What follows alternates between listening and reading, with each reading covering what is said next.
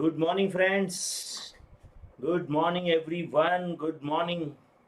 So, welcome to CA Intermediate and welcome to CA Intermediate Cost and Management Accounting. Okay, so welcome to the real CA field, my friends. Okay, now you might be thinking, sir, we are already entered CA.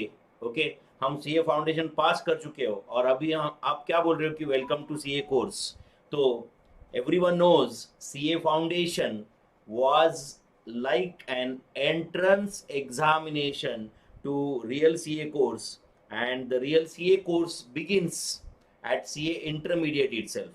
Okay, अब कुछ लोग बोलेंगे नहीं sir, हमने 3 में से 1 level complete किया है सर, तो हमें तो लग रहा है कि 1/3 सीए हम ऑलरेडी हो चुके हैं, एंड अभी आप बोल रहे हो कि वेलकम टू सीए कोर्स। तो आपको बहुत जल्द पता चलेगा बच्चों कि जो रियल सीए कोर्स का मजा है, जो रियल पेपर्स है, जो आपको लगेगा कि आप सीए बन रहे हो, लाइक टैक्सेशन, कॉस्टिंग, अकाउंट्स का जो आप पार्ट अभी सीखने जा रहे हो, corporate laws, auditing, financial management, ये जो सीखोगे, ये जो आपको रियल लाइफ में आगे बहुत काम में आने वाला है, ये इंटरमीडिएट में लेवल में ऑब्वियसली स्टार्ट होता है, जिसका वर्किंग नॉलेज आपको इंटरमीडिएट में मिलता है, and obviously the expert knowledge of that will be right gained at CA final level. तो अगर आपको ये altogether chartered accountant CA ये डिग्री मिलाना है, तो ऑब्वियसली अभी जो दो उसके सबसे क्रूशियल स्टेप्स है, इंटरमीडिएट एंड फाइनल, उसकी आज शुरुआत होने जा रही है। इनफैक्ट आज अभी 2 मिनट पहले वो जर्नी आपका ऑफिशियली बिगिन हो चुका है, ऐसे मैं बोल सकता हूँ। तो myself Vinod Reddy, I Vinod Reddy welcome all of you to this CA world, the world of great opportunities, the world of enthusiasm, world of money, world of commerce, right? तो इसमें मैं आपको ऑफिशियली वेलकम करता हूं दोस्तों। सो और जहां तक मेरा सब्जेक्ट है, तो मेरा सब्जेक्ट रहेगा इसमें at this stage cost and management accounting. Cost and management accounting ये पेपर का नाम है, cost and management accounting. Okay, ये पेपर का नाम है। ओके, पॉपुलरली राइट लोग इसको कॉस्टिंग ऐसा बोल देते हैं। ओके राइट, कौन सा सब्जेक्ट अटेंड कर रहे हैं सुबह 7 से 9?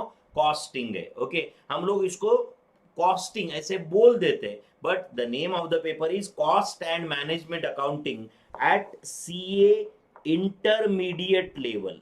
Okay, at CA intermediate level इस पेपर का नाम है cost and management accounting. And देखो बच्चों, मैं आपको पहले 1 मिनट में ही थोड़ा सा कंफर्टेबल कर देता हूँ। आपको नोटबुक में क्या लिखना है, कैसे नोटबुक बनाना है, कैलकुलेटर साथ में रखना है नहीं रखना है, नोट्स आपको कैसे मिलेंगे, आपका अप्रोच क्या होना चाहिए। ओके, ये सब कुछ मैं आपको बता दूंगा। ये कोई 15-20 मिनट का वीडियो है नहीं कि आपको ऐसा बहुत सीरियसली राइट उस पर बैठना है। आप समझ रहे हो क्या? हमारा करीबन हम 180 to 200 आवर्स हम साथ में रहने वाले, आप समझ रहे हो क्या? तो एंड उसके बाद में भी हम एग्जाम तक आपके सपोर्ट में है। तो आप बिल्कुल पहले तो रिलैक्स बैठो, रिलैक्स बैठो वीडियो के सामने। पहले सबसे पहला क्राइटेरिया रिलैक्स बैठो आप। ओके, ऐसा बिल्कुल जो कुछ लोग what I am able to see is okay. अब नो डाउट ये तो लाइव स्ट्रीमिंग में सीए इंटरमीडिएट का हमारा पहला दूसरा ये जो भी कुछ लाइव स्ट्रीमिंग का एक्सपीरियंस तो कोरोना के बाद में ही आया हुआ है, but face to face batches में मैं 2004 से पढ़ा रहा हूँ। I can observe, I can see okay कि फेस टू फेस बैचेस में जनरली लोग डे नंबर 1 को ऐसा सीरियसली बैठता है सामने। ओके, सीरियसली ऐसा बैठता है सामने, ऐसा देखता है, करेक्ट है, और सोचता है कि अभी भाई टीचर क्या बोला, राइट मुझे समझ में नहीं आया, क्या बोला रहेगा एक सेंटेंस में, तब ये सोच रहा था और कुछ तो बोला, अब मेरा नुकसान हो गया, अब मैं सीए बनूंगा कि नहीं। तो ये सीरियसनेस किसी काम का नहीं है। ओके, सिंसियरिटी चाहिए। हर रोज लेक्चर को आ जाओ, हर रोज लेक्चर करो, सिंसियरली बैठ जाओ, बाकी काम टीचर का है, बाकी काम मेरा है, मैं सब देख लूंगा। आपका दोस्त यहाँ पे बैठा है, आपका भाई यहाँ पे बैठा है, आपका मेंटोर यहाँ पे बैठा है, आपका फ्रेंड यहाँ पे बैठा है, ऐसे समझो। तो एंड तक ये जर्नी में मैं आपके साथ रहूंगा, डोंट वरी। मुझे सीरियसनेस एक्सपेक्टेड नहीं है आपसे बिल्कुल भी। आप अगर सोचते रहोगे कि सर को एक्सपेक्टेड होगा कि हम लोग एकदम सीरियसली देखें, तो सीरियसनेस बिल्कुल एक्सपेक्टेड नहीं है। मुझे एक्सपेक्टेड है सिंसियरिटी। आपसे क्या एक्सपेक्टेड है? मुझे सिंसियरिटी। अब सिंसियरिटी क्या होता है? हर रोज क्लास को आना, मतलब कितना भी लगे कि जाने दो यार आज रिकॉर्डेड देख लेता हूँ, जाने दो यार आज बाद में देख लेता हूँ, जाने दो यार आज बहुत नींद आ रही है, तो ये आप कंट्रोल करके अगर आप हर रोज क्लास अटेंड करते हो तो वो है सिंसियरिटी। अगर मैंने बोल दिया कि हाँ चलो ये क्वेश्चन आपको 10 मिनट लगेंगे, ज्यादा से ज्यादा 15 मिनट लगेंगे, ज्यादा से ज्यादा आपको सॉल्व करके आना है, तो वो सॉल्व करके एक्चुअल में आना है, दैट इज सिंसियरिटी। आप समझ रहे हो ना? समझो 4 चैप्टर्स हमने कंप्लीट कर दिए और मैंने बोल दिया कि चलो अपना टेस्ट है और उसके लिए पढ़ाई करो, तो वो पढ़ाई करना ये सिंसियरिटी है। आप समझ रहे हो क्या बच्चों? तो इस जर्नी में ये इंटरमीडिएट का फाइनल का जो जर्नी है बच्चों, एंड जर्नी को जितना टाइम रिक्वायर्ड है उतना आपको आईसीएआई ने दिया भी हुआ है, तो वो जर्नी को टाइम रिक्वायर्ड जितना है उतना टाइम तुम्हारे पास अवेलेबल भी है। तो अपने को कोई चौके छक्के नहीं मारना, it is just like 50 over है एंड मान लो 250 रन निकलना है, तो हर ओवर में 5 रन ही चाहिए ना, तो अपने को चौके छक्के की जरूरत नहीं है। एक हाथ डॉट बॉल भी गया तो भी कोई प्रॉब्लम नहीं है, सिंगल डबल से हम ये मैच जीत सकते हैं। बट प्रॉब्लम क्या रहता है? Problem with the commerce people particularly is पहला ओवर मेडन, दूसरा ओवर मेडन, तीसरा ओवर मेडन और 2 विकेट, चौथा ओवर राइट 2 रन, पांचवा ओवर 1 रन, छठा ओवर 3 रन। आप समझ रहे हो? सातवां ओवर मेडन एंड 2 विकेट। फिर ऐसा एक सिचुएशन आता है कि अभी 20 ओवर में राइट 160 रन निकालना है एंड 4 ही विकेट हाथ में, एंड तब फिर वो स्टूडेंट जागता है एंड फिर वो सोचता है कि दिन रात पढ़ाई करता हूँ, तो इसमें दिन रात पढ़ाई करता हूँ, बाद में लास्ट में चलो अब मैं 15 घंटे पढ़ूंगा, अब मैं 18 घंटे पढ़ूंगा, तो तुमने वो मैच को स्टेज पे लाया क्यों ना?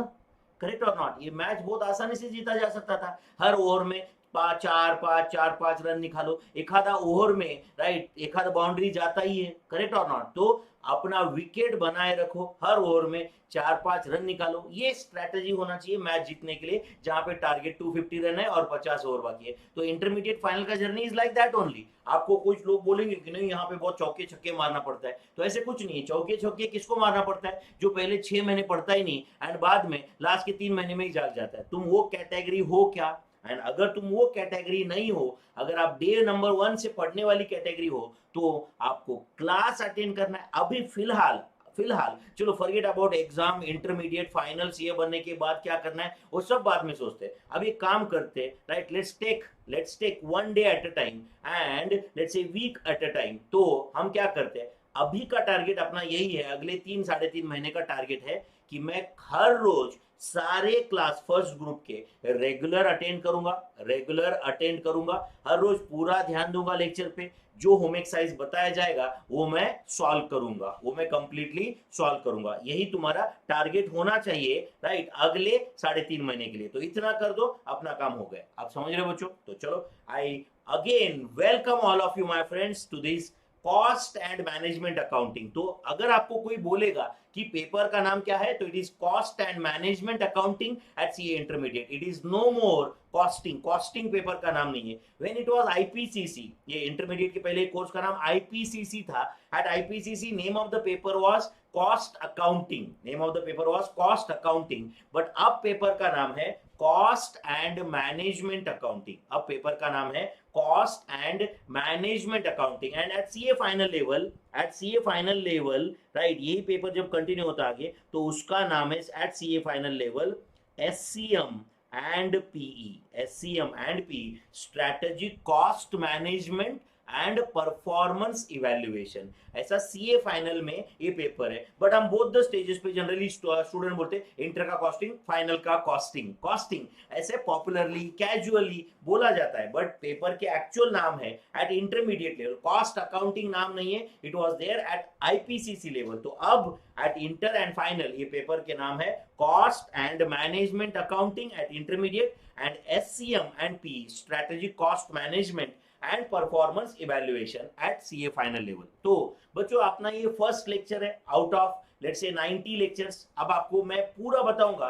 कि ये बैच में कैसे होने वाला है, बट उसके पहले भी मैं आपको कुछ इंस्ट्रक्शन देना चाहता हूं। Before I even begin with the introduction, मैं आपको कुछ बताना चाहता हूं, और वो है नंबर 1, ये लाइव स्ट्रीम बैच है। ओके, इसमें राइट आप आराम से बैठ के देखो, लैपटॉप पे, मोबाइल पे, जहां पे भी आप देख रहे हो। One thing you be assured that कि मैं आपके साथ में कंटिन्यूअस एंड तक हूं। आपको एक पर्टिकुलर पॉइंट पे लगेगा कि अरे यार सर मुझे ये नहीं समझा है, मुझे ये नहीं समझा है, तो भी कोई प्रॉब्लम नहीं है, आपका काम है ध्यान देना। जो लोग राइट फाउंडेशन मेरे से कर चुके हैं या इंटरमीडिएट के कुछ इंट्रोडक्टरी लेक्चर भी कुछ लोगों ने अटेंड किए हैं जो रिजल्ट के पहले लिए थे, मैं उनको एक स्टोरी बताया था। ओके, मैं चलो वो रिपीट करता हूँ आज। ओके, आप मुझे बताओ बच्चों, हम कोई वेब सीरीज देखते हैं, ओके, या मूवी देखते हैं, ओके, मूवी देखते हैं, ओके, तो जब हम इमेजिन करो कि तुम एक मूवी देख रहे हो या वेब सीरीज देख रहे हो, ओके, एंड आपने देखना चालू किया, जो भी है आपका आईपैड, कंप्यूटर, मोबाइल, जिस पे भी आप देख रहे हो, टीवी आपके सामने, आपने देखना चालू कर दिया। टोटल उसका ड्यूरेशन है मान लो 3 आवर्स, 3 आवर्स का मूवी है ऐसे समझो, एंड आपने देखना चालू कर दिया।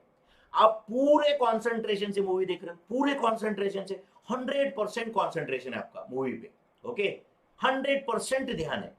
15 मिनट आपने देख लिया, एंड 15 मिनट के बाद में आप सोच रहे हो कि आपको समझा क्या कुछ, तो आपका कंक्लूजन ये है कि आपको कुछ भी कैरेक्टर्स भी नहीं समझ रहे 15 मिनट में, आपको ये भी नहीं समझ रहा है कि चल क्या रहा है।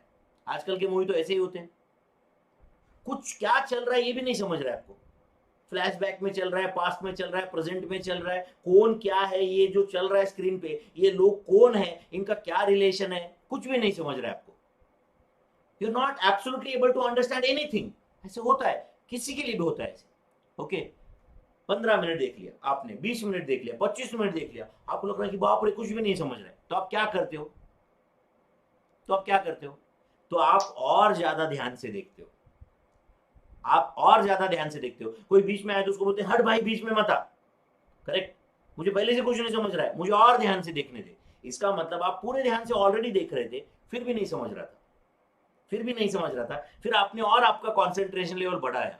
कोई बीच में आ रहा था तो उसको भी रोक दिया आपने और बोला भाई बाजू में हट, मुझे और ध्यान से देखना है, क्योंकि आपको था भरोसा, ट्रस्ट था कि अगर आप कंटिन्यूअसली देखोगे, पूरा कंप्लीट करोगे तो आपको समझने वाला है। एंड जब आप वो पूरा कंप्लीट करते हो, मे बी आपको थोड़ी देर के बाद समझ आए, अरे यार ये तो इसके सपने में चल रहा है, अरे यार ये तो फ्लैशबैक में चल रहा था, अरे यार ये ऐसा है, अच्छा ये लोगों का ऐसा है। And at the end of the movie आपको लग रहा है कि हाँ यार बहुत अच्छा था, वो शुरुआत में सस्पेंस क्रिएट किया था उन्होंने, बट सब कुछ समझा, बहुत जबरदस्त मूवी था, बहुत अच्छा वेब सीरीज था। एंड में कंक्लूजन ये है, एंड आप बाद में किसी को बोल रहे हो अरे यार बहुत अच्छा मूवी है, बहुत अच्छा वेब सीरीज है, तू भी देख ले, रिकमेंडेशन गया, करेक्ट है। एंड वो जब देख रहा है, वो भी पहले 15 मिनट में 20 मिनट में सोच रहा है, तो उसको कुछ नहीं समझ रहा है, तो आप उसको क्या बोलोगे, हाँ भाई 15-20 मिनट में कुछ नहीं समझता है, बट तू कंटिन्यू कर और ध्यान से कंटिन्यू कर। आपने सजेशन दिया कि नहीं बच्चों? तो आप बताओ बच्चों, ये इंटरमीडिएट का कॉस्टिंग, ये 200 घंटे का मूवी है बच्चों,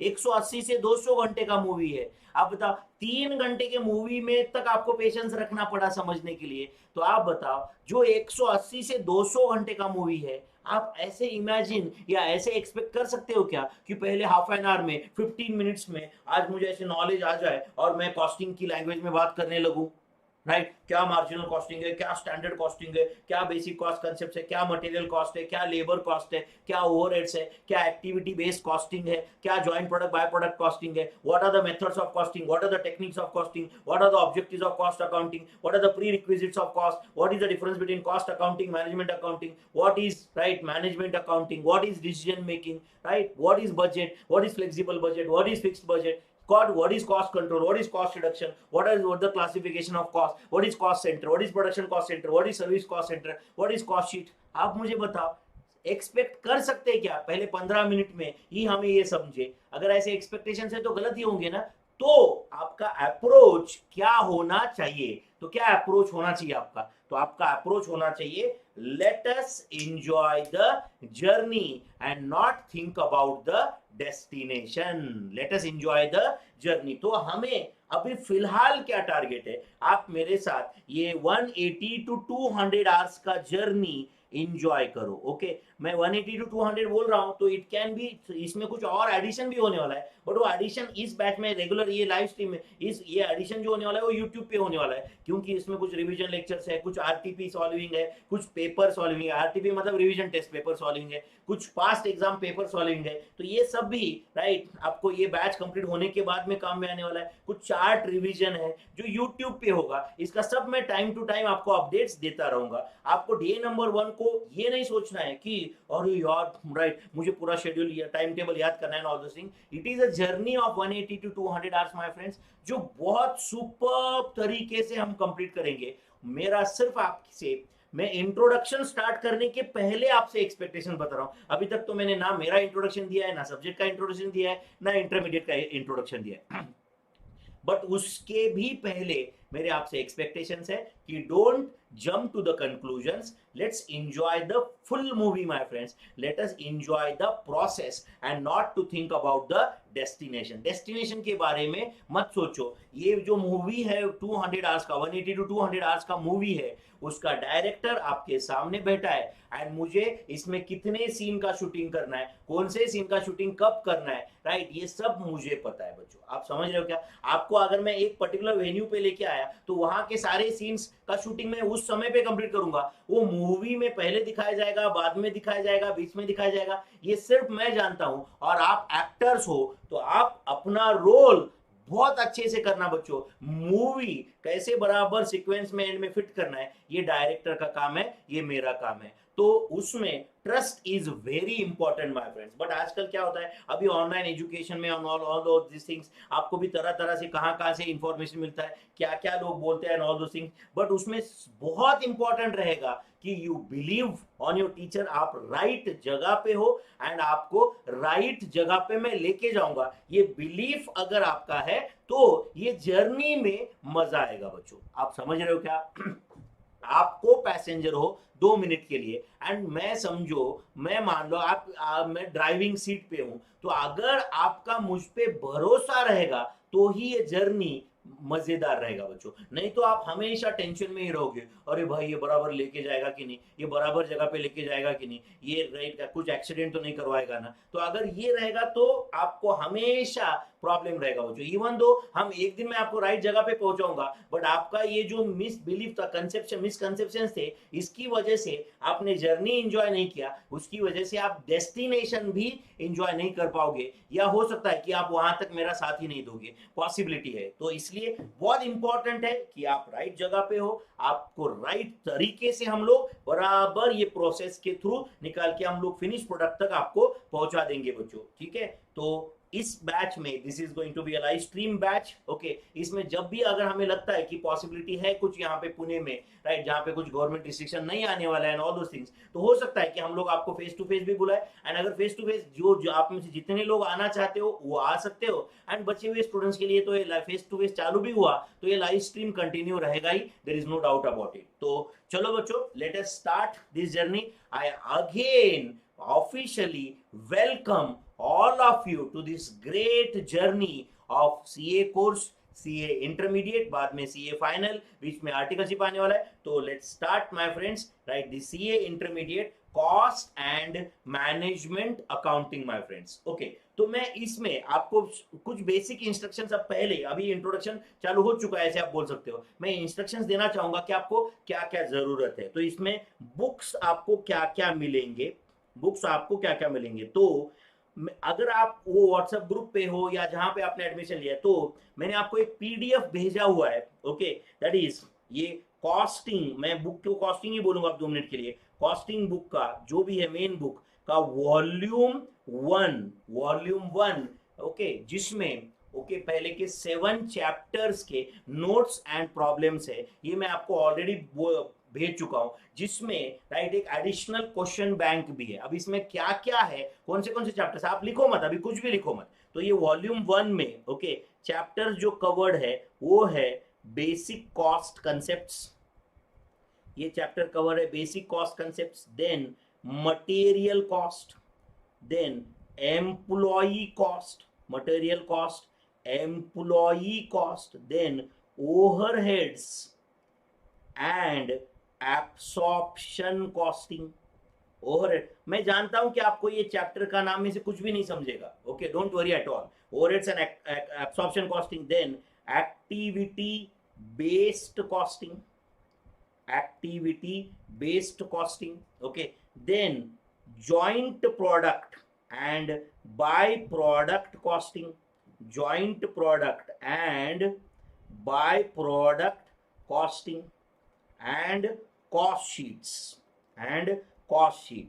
तो ये चैप्टर्स वॉल्यूम 1 में कवर्ड है बच्चों। एंड साथ साथ में मैंने आपको यहाँ पे वॉल्यूम 1 में एक एडिशनल क्वेश्चन बैंक पार्ट 1 ऐसे डाला हुआ है, एडिशनल क्वेश्चन बैंक पार्ट 1। तो जैसे जैसे जैसे एग्जांपल्स आते रहते बच्चों, आरटीपी के रिसेंट एग्जाम में कुछ क्वेश्चन पूछते हैं, हम लोग ऐड करते रहते हैं यहाँ पे, क्योंकि ये स्टैग्नेंट नहीं है।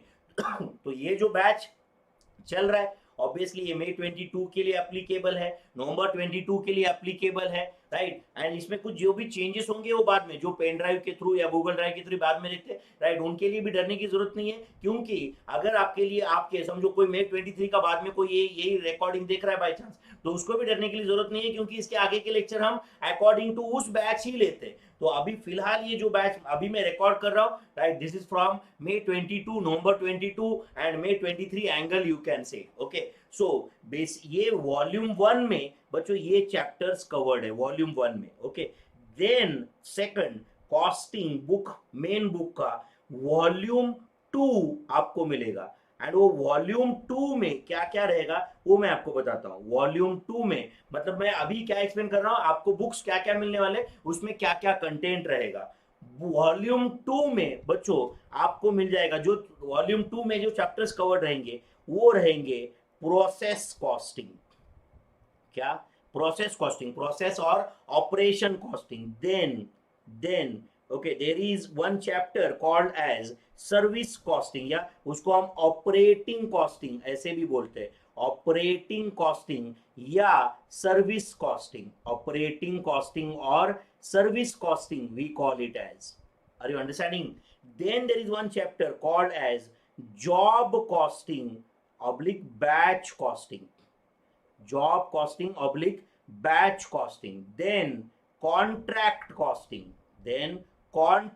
costing my friends। आप समझ रहे हो, ये चैप्टर्स कवर होने वाले। Then there is let's say cost ledger accounting, cost ledger accounting, यानी कॉस्ट लेजर अकाउंटिंग को कुछ कुछ लोग इंटीग्रेटेड या नॉन इंटीग्रेटेड अकाउंटिंग ऐसे भी बोलते हैं। एंड देन लास्ट के 3 सुपर इंपॉर्टेंट चैप्टर जो वॉल्यूम 2 में रहेंगे वो है marginal costing, then standard costing, marginal costing, standard costing, budgets and budgetary control, budgets and budgetary control. तो अब देखो, अगर ये चैप्टर इसको हम 1 बोलेंगे, this is 2, this is 3, 4, 5, 6, 7, then additional question bank, okay। Then chapter number 8, 9, this is 10, 11, 12, 13, 14, 15।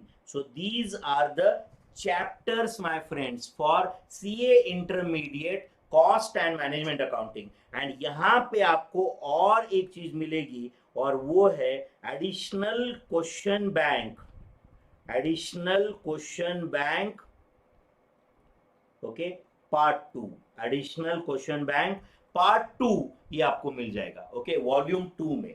आप समझ रहे हो? देन आपको एक तीसरा बुक मिलेगा जो अलग अलग, अभी शुरुआत में आपको ये वॉल्यूम 1 भेजा जाएगा, उसके बाद में। एंड अभी फिलहाल पहले कुछ चैप्टर्स के लिए अगर आप उसका पीडीएफ देख रहे हो, कुछ पेजेस का प्रिंट आउट भी निकालोगे तो भी कोई इशू नहीं है, जब तक आपका ये पूरा एडमिशन शिपमेंट ये प्रोसीजर कंप्लीट नहीं होता है तब तक। इवन दो अगर आप पीडीएफ रेफर करते हो तो कोई प्रॉब्लम नहीं है बच्चों, क्योंकि एनीवे पहले अराउंड 8 to 9 लेक्चर्स हम बेसिक कॉस्ट कंसेप्ट ही पढ़ने वाले, ओके। देन आपको एक फॉर्मूला बुक मिलेगा, फॉर्मूला बुक या चार्ट बुक ऐसे बोल सकते हो, जिसके अंदर ये जो भी चैप्टर्स हमने पढ़े हैं उसका सबका समरी रहेगा, समरी ऑफ फॉर्मूले एंड ऑल दोस रहेगा। ये आपको एंड में प्रोवाइड किया जाएगा, शुरुआत में इसका कुछ यूटिलिटी भी नहीं रहेगा बच्चों, ओके। एंड ये एडिशनल क्वेश्चन बैंक पार्ट 2 में, राइट, उसके साथ साथ में हम लोग रिसेंट एग्जाम क्वेश्चंस, आरटीपीज, ये भी हम उसमें से सॉल्व करके लेंगे, ओके। हमारा टोटल यहाँ पे लाइव स्ट्रीम ड्यूरेशन रहेगा बच्चों 90 लेक्चर्स ऑफ 2 आवर्स, मतलब अराउंड 180, 90 का अब 92, 93, 94 हो सकता है या 89 रह सकता है, राइट, उतना प्लस माइनस 2, 3 हो सकता है, ओके, इनटू 2 आवर्स, राइट। ये ड्यूरेशन अपना लाइव स्ट्रीम का है, प्लस मैं आपको बीच बीच में कभी आपको बोलूंगा कि चलो इसके साथ साथ में अपने को यूट्यूब पे लाइव आना है और ये लेक्चर देखना है। हम लोग लेट्स से जुलाई 21 का पेपर सॉल्व करेंगे, हम लोग लेट्स से नवंबर 20 का पेपर सॉल्व करेंगे। इस टाइप का हम लोग कुछ सेशंस यूट्यूब पे भी रहेंगे एंड नो डाउट ये सारे सेशंस राइट आप यूट्यूब पे जो रहेंगे वो आप बाद में भी देख सकते हो, बट ये बैच के ड्यूरिंग में जो आपको बताऊंगा तो उस समय पे आपको वो भी अटेंड करना पड़ेगा बच्चों। Are you understanding? जो लोग जीडीपीडी के थ्रू बाद में देखेंगे ये लेक्चर्स, ऑब्वियसली उनके लिए जो मैंने लाइव यूट्यूब पे लेक्चर लिया हुआ है वो ऑब्वियसली वो विनोद रेड्डी चैनल पे वो वहां पे रहेगा ही वो लेक्चर, तो उसके बाद में आप कभी भी देख सकते हो। तो आज एक काम कर देना, साथ साथ में विनोद रेड्डी बोल के यूट्यूब पे एक चैनल सर्च कर देना विनोद रेड्डी एंड प्लीज उसको सब्सक्राइब कर देना। साथ साथ में आप एक्सपर्ट प्रोफेशनल एकेडमी के चैनल को सब्सक्राइब कर सकते हो, वी स्मार्ट राइट के यूट्यूब चैनल को सब्सक्राइब कर सकते हो बच्चों। तो आज ये प्लीज कर देना विनोद रेड्डी राइट, ये चैनल को आप जरूर सब्सक्राइब कर देना क्योंकि साथ साथ में यूट्यूब पे कुछ वीडियो वहां पे भी आने वाले बच्चों। तो ठीक है, तो ये कॉस्टिंग का सिलेबस है और मैं आपको बुक के फॉर्म में क्या देने वाला हूं ये मैंने बता दिया। तो फॉर्मूला बुक, चार्ट बुक आपको मिलेगा, वॉल्यूम 1 वॉल्यूम 2 मिलेगा एंड आपको और एक बुक है जो जरूरत नहीं रहेगी आपको क्योंकि आपका नोटबुक ही रहेगा, वो रहेगा प्रॉब्लम्स एंड सॉल्यूशन, जो आपका नोटबुक रहेगा बच्चों। क्योंकि ये जो वॉल्यूम 1 एंड वॉल्यूम 2 में मैं हर चैप्टर का थियरी दूंगा आपको, हर चैप्टर का थियरी एंड प्रैक्टिकल क्वेश्चन, जिसका सॉल्यूशन बुक में प्रिंटेड नहीं रहेगा, जिसका सॉल्यूशन आपके नोटबुक में आने वाला है बच्चों, जिसका सॉल्यूशन आपके। तो इस बुक में जो हर एक क्वेश्चन है वो सबका सॉल्यूशन राइट आपके बुक में आएगा। You need not refer any other material beyond this. In spite of that आपको आईसीआई स्टडी मटेरियल रेफर करना है, आप कर सकते हो, बट मेरा रिकमेंडेशन ये रहेगा कि राइट उसमें एरर्स है बच्चों, आज भी उसमें एरर्स है। जो लोग फाउंडेशन में आईसीआई स्टडी मटेरियल रेफर कर चुके पर्टिकुलरली मैथमेटिक्स का, they are very confident, in fact they are 100% confident रहेंगे कि आपको आईसीआई मटेरियल पे कितना भरोसा है। देखो मैं क्रिटिसाइज नहीं कर रहा हूं, अपना ही इंस्टीट्यूट है, I am the member of ICI, proud member of ICI,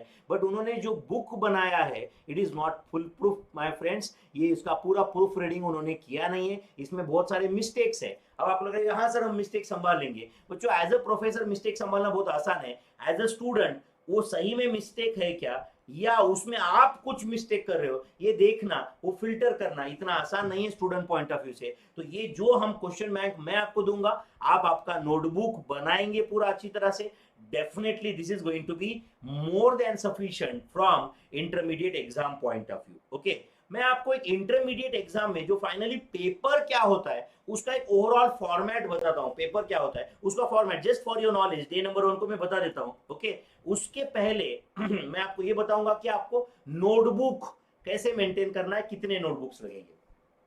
आप या तो 200 पेजेस का नोटबुक यूज करो, बट वो फुल नोटबुक होना चाहिए, फुल स्केप बुक होना चाहिए। छोटा नोटबुक जो हम स्कूल में यूज करते थे वो नहीं चलेगा आपको, या डायरी टाइप कुछ नहीं चलेगा। फुल स्केप जो पेज होता है A4 साइज का या उससे बड़ा पेज होता है वो नोटबुक आपको यूज करना है। ऐसे अगर आप 200 पेज का नोटबुक यूज कर रहे हो तो मेरे ख्याल से राइट ये वॉल्यूम 1 वॉल्यूम 2 जब तक हमारे 90-95 लेक्चर्स कंप्लीट हो जाएंगे बच्चों, तब तक आपके 4 से 5 नोटबुक भर जाएंगे, depending on how you right and all those things, but minimum 4 notebook आपके क्लास में भरेंगे बच्चों। तो क्लास में 4 नोटबुक्स आपके कंप्लीट हो जाएंगे बच्चों। ओके, तो आज आप राइट जो आपके पास बुक 1 रहेगा, एक मेरे ख्याल से आई एम श्योर आप आज बैठे रहोगे तो एक नोटबुक आपके पास रहेगा ही, तो वो नोटबुक में ओपन करो, उसके फर्स्ट पेज पे आप ये book volume 1 volume 2 formula book ऐसे लिख देना, ऊपर आप सिलेबस ऑफ कॉस्टिंग ऐसे लिख सकते हो, सिलेबस ऑफ कॉस्टिंग। अब मैं ये सिलेबस आपको और एक तरीके से लिख के देने वाला हूं, वो भी आप लिखेंगे। तो आप एक काम करो, चलो आप सिलेबस ऑफ कॉस्टिंग बोल के लिखो और उसके नीचे वॉल्यूम 1 वॉल्यूम 2 एंड ये चार्ट बुक ऐसे लिख देना बच्चों, volume 1 volume 2 and this chart. आप लिख रहे हो क्या बच्चों? ओके, अब आपको कुछ लोगों को ये रहेगा कि सर ये बैच में हम आपको क्वेरी ऑनलाइन यहाँ पे पूछ सकते हैं क्या? तो नो डाउट जो लोग बाद में रिकॉर्डेड फॉर्म में देखेंगे राइट, वो तो रिकॉर्डेड लेक्चर देख रहे हैं तो उनका क्वेरी तो उस समय पे पूछ नहीं सकते। ओके, बट जो लोग ये लाइव स्ट्रीम कर रहे हैं तो आप क्वेरी डेफिनेटली यहाँ पे पूछ सकते हो, मुझे क्वेरी यहाँ पे पूछ सकते हो। ओनली अभी कुछ पहले जो इंट्रोडक्टरी लेक्चर है हमने यहाँ पे आपको म्यूट मोड पे रखा है, जानबूझ के म्यूट मोड पे रखा है, क्योंकि यहाँ पे बहुत सारे लोग अटेंड करने जा रहे हैं। यहाँ पे एग्जैक्टली कौन रहे क्या रहेगा, यूट्यूब पे भी ये ब्रॉडकास्ट हो रहा है। जब हमारा पूरा वो admission procedure and all those thing everything will be completed, मैं आपको यहाँ पे आपको ऐप के थ्रू मैं आपको ऐसे पावर दे दूंगा कि आप कभी भी अपने आप को अनम्यूट कर सकते हो, वीडियो ऑन कर सकते हो एंड उस समय पे आप डाउट पूछ सकते हो बच्चों। ओके, बट पहले ये फर्स्ट 2-3 डेज में ना हमने ये लिंक जो है वो पब्लिक किया है, एंड कभी कभी वो लिंक हैक हो जाती है, कभी कोई अचानक से वहां पे एंटर हो जाता है मीटिंग में एंड अननेसेसरी कुछ ऐसे प्रॉब्लम्स होते हैं। तो जूम ने ही हमें वो इंस्ट्रक्शंस दिए हुए हैं कि अगर आपने ये लिंक कोई पब्लिक लिंक किया हुआ है तो उसके साथ बहुत ज्यादा राइट मतलब सबको अनम्यूट या इसका पावर मत रखो, क्योंकि प्रॉब्लम्स हो सकते हैं बच्चों। इसलिए अदरवाइज इसमें आप फीडबैक ले लो। फाउंडेशन के बैचेस चल रहे हैं, इंटर के पहले बैचेस हो चुके हैं इस पे, तो इट्स अ लाइव सेशन जहां पे हम लोग बात करेंगे, आपको मैं सुन सकता हूँ, बहुत मजा आएगा। ओके, बट पहले कुछ लेक्चर्स तक आप अगर फिर भी बात करना चाहते हो तो आप मुझे अगर मैसेज भेजेंगे तो मैं आपको अनम्यूट होने का पावर दे सकता हूँ एंड उसके बाद में हम बात कर सकते हैं। बट मैं आपको मेरा एक्सपीरियंस बताता हूँ। आपने आप में से बहुत सारे लोगों ने फाउंडेशन का मैथमेटिक्स का मेरा पेन ड्राइव के थ्रू या गूगल ड्राइव के थ्रू लेक्चर्स किए रहेंगे बच्चों। अगर आपने वो सारे लेक्चर्स किए तो आपको शायद समझा होगा कि कुछ डाउट भी आया और आपने उस समय पे वो डाउट लिख के रखा, तो वो डाउट ऑटोमेटिकली क्लियर होता है। आपको लगता है कि सर आपको कैसे समझेगा हमारा डाउट? भाई तुम जब पैदा हो गए तब से करीबन मैं पढ़ा रहा हूँ, ऑनेस्टली ऑनेस्टली 2000, आप में से बहुत सारे लोग 2001 2002 2003 4 बॉर्न रहेंगे, मैं तब सीए हो चुका था और पढ़ा चुका था, पढ़ाना चालू कर चुका था। तो मैं देखो ये ओवर कॉन्फिडेंस नहीं है, it is just a confidence, क्योंकि मैं 17 साल से पढ़ा रहा हूँ। स्टूडेंट को क्या डाउट आते हैं, वो क्या सोचता है, उसके 99.99% of the things we already know. आपने सीए फाउंडेशन का मैथ्स अटेंड किया है तो आपको डेफिनेटली ये पता है कि ये सब कुछ हम ऑलरेडी इस प्रोसेस से बहुत बार जा चुके हैं। तो आपको चिंता करने की कोई जरूरत नहीं है बच्चों, राइट। आप उस समय पे डाउट पूछना चाहो पूछ सकते हो। At the most what I can say at that time is, या तो मैं डाउट सॉल्व करूंगा हो, या तो मैं बोल सकता हूं कि बेटा थोड़ा सा वेट करना, ये डाउट वैसे भी नेक्स्ट क्वेश्चन में या नेक्स्ट टू नेक्स्ट क्वेश्चन में या नेक्स्ट लेक्चर में सॉल्व होने वाला है। तुम्हारे 99.99% ऑफ द डाउट्स मैं ऑलरेडी जानता हूं, ये समझ के चलो आप। And in spite of that अगर आपको लगता है कि हाँ यार मैं सोच रहा था कि ये डाउट सर क्लियर करेंगे बट अभी तक ये इसमें क्लैरिटी नहीं है, तो आप पूछ लो, कोई प्रॉब्लम नहीं है बच्चों, ठीक है। तो चलो मुझे एक बार कमेंट में भी आप प्लीज बता देना कि आप ये लिख रहे हो क्या, कमेंट में प्लीज मुझे बता देना कि आप ये सब लिख रहे हो क्या। तो चलो ये वॉल्यूम 1 आपका नोटबुक ओपन करो एंड नोटबुक में प्लीज बच्चों आप ये लिख देना, नोटबुक में please write down this my friends. Notebook में ये सिलेबस आप कॉपी कर देना बच्चों प्लीज। यस, बहुत सारे स्टूडेंट यस सर बोल रहे हैं, yes sir yes sir yes sir. आप प्लीज एटलीस्ट आप आज कमेंट में बोल सकते हो, okay. Yes, good good my friends. चलो, तो आप ये सिलेबस बोल के ये जब कंप्लीट होगा तब आप मुझे बता देना। चलो मैं वैसे भी 2 मिनट वेट करता हूँ। सिलेबस ऑफ कॉस्टिंग, मैं यही सिलेबस आपको और एक फॉर्मेट में लिख के देने वाला हूँ, 2 ही मिनट के बाद में यही सिलेबस मैं आपको और एक फॉर्म में लिख के दूंगा। तो आप लिखो बच्चों ये सिलेबस।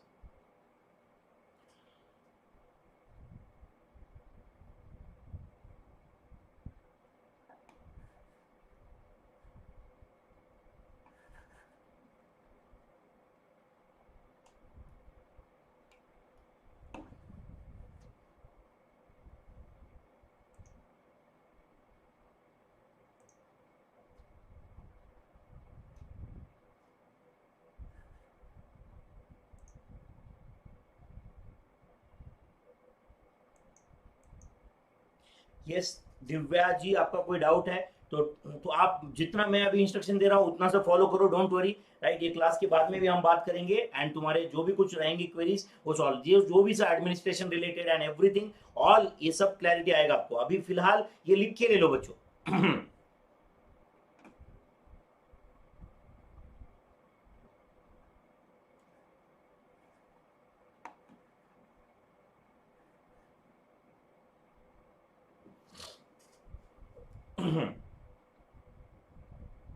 ये कॉस्टिंग बुक वॉल्यूम 1 वॉल्यूम 2 में क्या क्या आने वाला है ये मैंने अभी आपको बताया। ये जो वॉल्यूम 1 का सॉफ्ट कॉपी है ये मैं आपको ऑलरेडी भेज चुका हूं बच्चों। वॉल्यूम 1 का सॉफ्ट कॉपी मैं आपको ऑलरेडी भेज चुका हूं व्हाट्सएप ग्रुप पे। अगर आपको नहीं मिला है तो आप उसके बाद में इंक्वायरी नंबर्स पे कांटेक्ट करो, आपको सॉफ्ट कॉपी मिल जाएगा, डोंट वरी। एंड बहुत दिन जल्द ही आपने एडमिशन लिया है एंड ऑल दोस थिंग्स तो आपके घर पे आपको बुक कुरियर से आ जाएगा, डोंट वरी एट ऑल।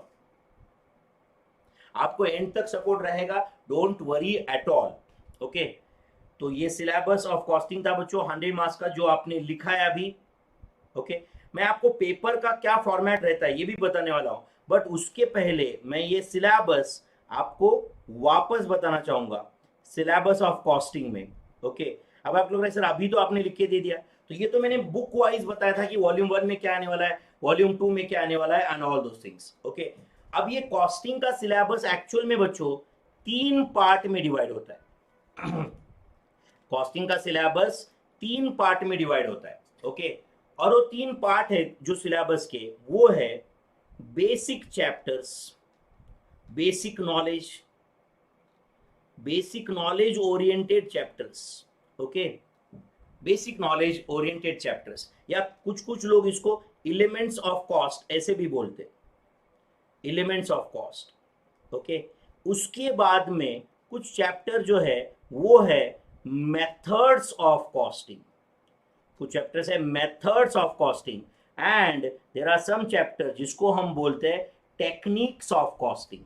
अभी आपको आज डेफिनेटली पता नहीं है कि what is the difference between methods of costing, what is the techniques of costing, what is method, what is technique. आपको मैं सिर्फ एक सेंटेंस बताऊंगा, समझा तो समझा, नहीं समझा तो भी कोई प्रॉब्लम नहीं। Methods of costing, methods of costing are used for accounting purpose, whereas techniques of costing are used for decision making। Real life में हमें सिर्फ अकाउंटिंग करना होता है या डिसीजंस भी लेना रहता है। फॉर एग्जाम्पल, कंपनी के सामने डिसीजंस आ सकते हैं whether to produce on a semi automatic machine और ऑटोमेटिक मशीन। तो कंपनी क्या टॉस करके डिसीजन लेता रहेगा क्या, हेड आया तो सेमी ऑटोमेटिक पे प्रोडक्शन करेंगे, टेल आया तो ऑटोमेटिक पे प्रोडक्शन करेंगे, ऐसा तो नहीं होता रहेगा ना। आपके सामने क्वेश्चन है, समझो कल जाके आया, whether to buy a petrol car और अ डीजल कार, आप टॉस करके डिसीजन लेते हो क्या, नॉट एट ऑल। तो आपके डिसीजन मेकिंग के कुछ टेक्निक्स है, डिसीजन मेकिंग के कुछ टेक्निक्स है। तो some of the techniques of decision making we are going to learn at intermediate level, mainly at final level also. तो हमारे इंटरमीडिएट का सिलेबस जो ऑब्वियसली 100 मार्क्स का सिलेबस है, ये इंटरमीडिएट कॉस्टिंग का, ऑब्वियसली कॉस्टिंग मतलब कॉस्ट एंड मैनेजमेंट अकाउंटिंग, ये पेपर का नाम है। इसको हम 3 पार्ट में डिवाइड कर सकते हैं, basic knowledge, methods of costing, techniques of costing. जो बेसिक नॉलेज ओरिएंटेड चैप्टर्स है बच्चों, basic knowledge oriented chapters, okay, तो ये बेसिक नॉलेज ओरिएंटेड चैप्टर्स है। ओके, तो पहला है first chapter, introduction to cost and management accounting. इसी आपको लगता है कि सर आपने ऊपर तो लिख के नहीं दिया था, इसी को मैंने बोला था बेसिक कॉस्ट कंसेप्ट्स, इसी को मैंने बोला था basic cost concepts. You can call it as introduction to cost and management accounting. Next, material cost, next employee cost, next overheads and absorption costing, next activity based costing, जिसको बोलते हैं ABC, activity based costing, and cost sheet.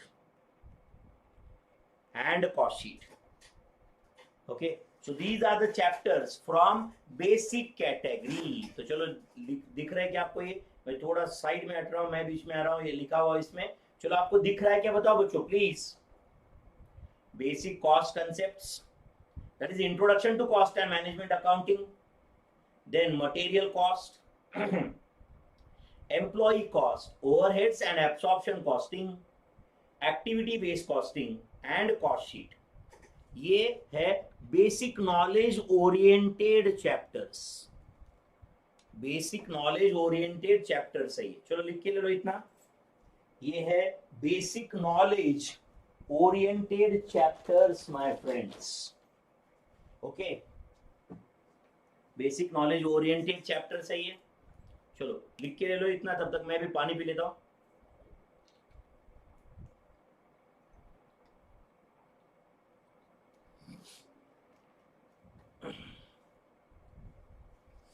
उसके बाद में बच्चों है methods of costing.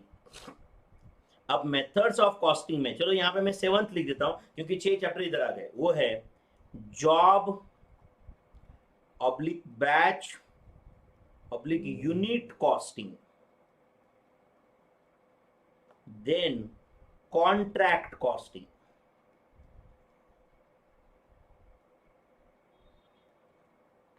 Contract costing, then joint product and by product costing,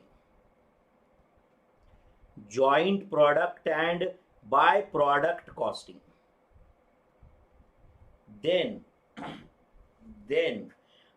हमारे पास है सर्विस कॉस्टिंग। सर्विस या तो उसको हम ऑपरेटिंग कॉस्टिंग ऐसे भी बोलते हैं। Then there is a process और ऑपरेशन कॉस्टिंग, प्रोसेस और ऑपरेशन कॉस्टिंग।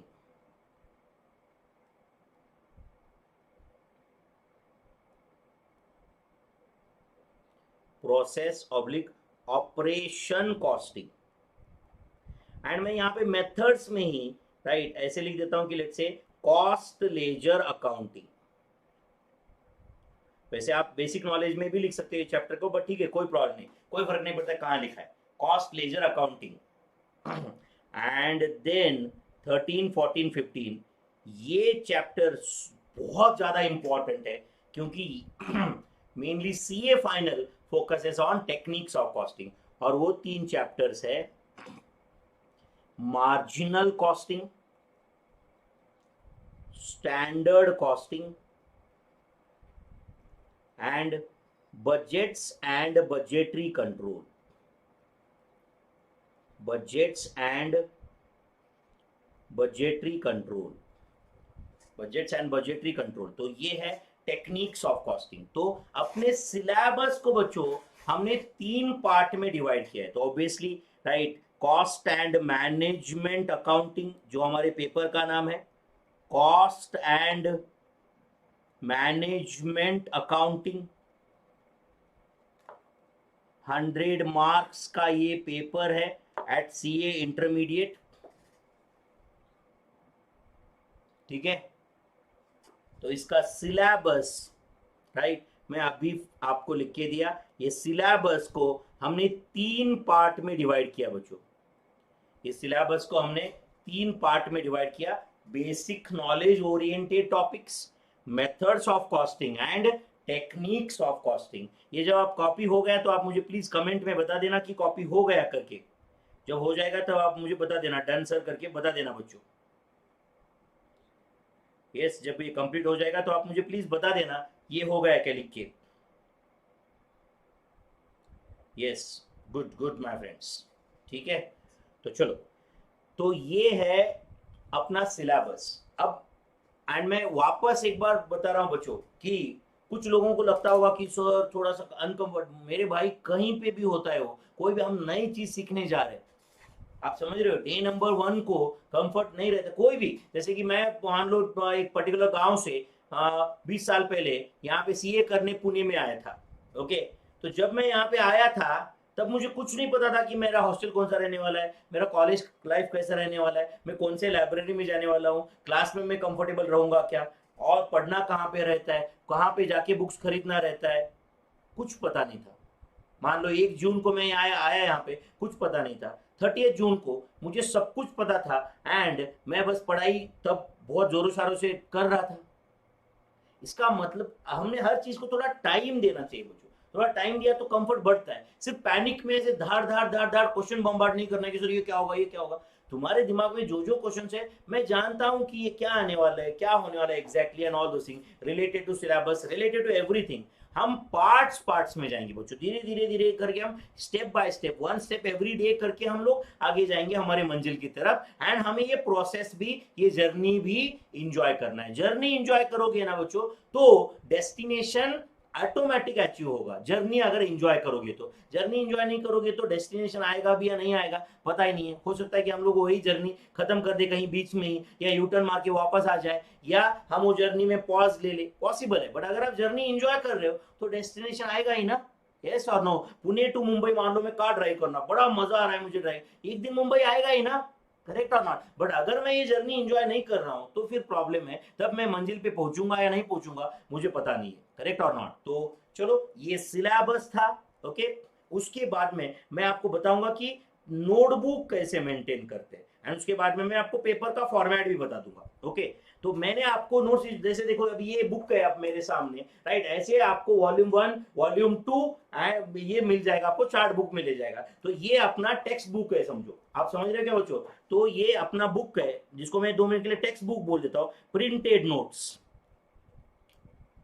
प्रिंटेड नोट्स जो आपको मिलने वाले हैं, जिसका पीडीएफ मैंने आपको सॉफ्ट कॉपी एक्चुअली आपको व्हाट्सएप ग्रुप पे भेजा हुआ है ऑलरेडी, ओके। तो ये प्रिंटेड नोट्स है आप समझ रहे हो बच्चों। एंड ये आप इस ये बुक का ये सॉफ्ट कॉपी में विनोद रेड्डी बोल के एक टेलीग्राम चैनल है, विनोद रेड्डी बोल के एक टेलीग्राम चैनल है, उस पर भी इसका सॉफ्ट कॉपी में डाल दूंगा, वहां से भी आप डाउनलोड कर सकते हो बच्चों। विनोद रेड्डी टेलीग्राम चैनल पे से ये आप ये नोट्स देख सकते हो। चलिए वो टेलीग्राम चैनल को आज आप सब्सक्राइब कर देना उसको भी, ओके। तो ये टेक्स्ट, एंड मान लो ये आपका नोटबुक है बच्चों, ये आपका नोटबुक है। मैं आपको ये फाउंडेशन में भी बता रहेगा। कुछ लोगों ने कॉस्टिंग के इंट्रोडक्टरी पहले लेक्चर लिए थे डेमो, राइट, उनको भी मैं ऑलरेडी बता चुका हूँ ये। चलो मैं वापस बता देता हूँ, आज ऑफिशियली अपना ये पहला लेक्चर है। तो ये अपना टेक्स्ट बुक है समझो, ओके। एंड टेक्स्ट बुक में मान लो फिलहाल लेटर से अपना चैप्टर चल रहा है, लेटर से मटेरियल कॉस्ट्स, ये चैप्टर चल रहा है समझो।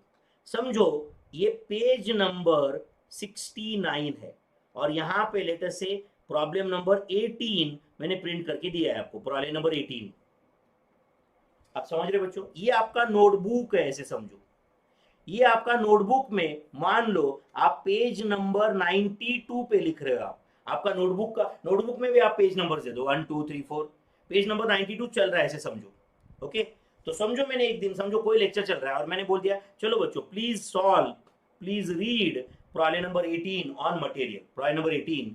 तो आप प्रॉब्लम नंबर 18 आप टेक्स्ट बुक में ओपन करोगे, वहां पे आप ऐसे लिखोगे ब्रैकेट में 92, क्या लिखोगे 92। समझ रहा है क्या इसका मतलब क्या हुआ। आपके टेक्स्ट बुक में आपने क्या लिखा है प्रॉब्लम नंबर 18 के नीचे कि इसका सॉल्यूशन पेज नंबर 92 पे है, नोटबुक के पेज नंबर 92 पे है।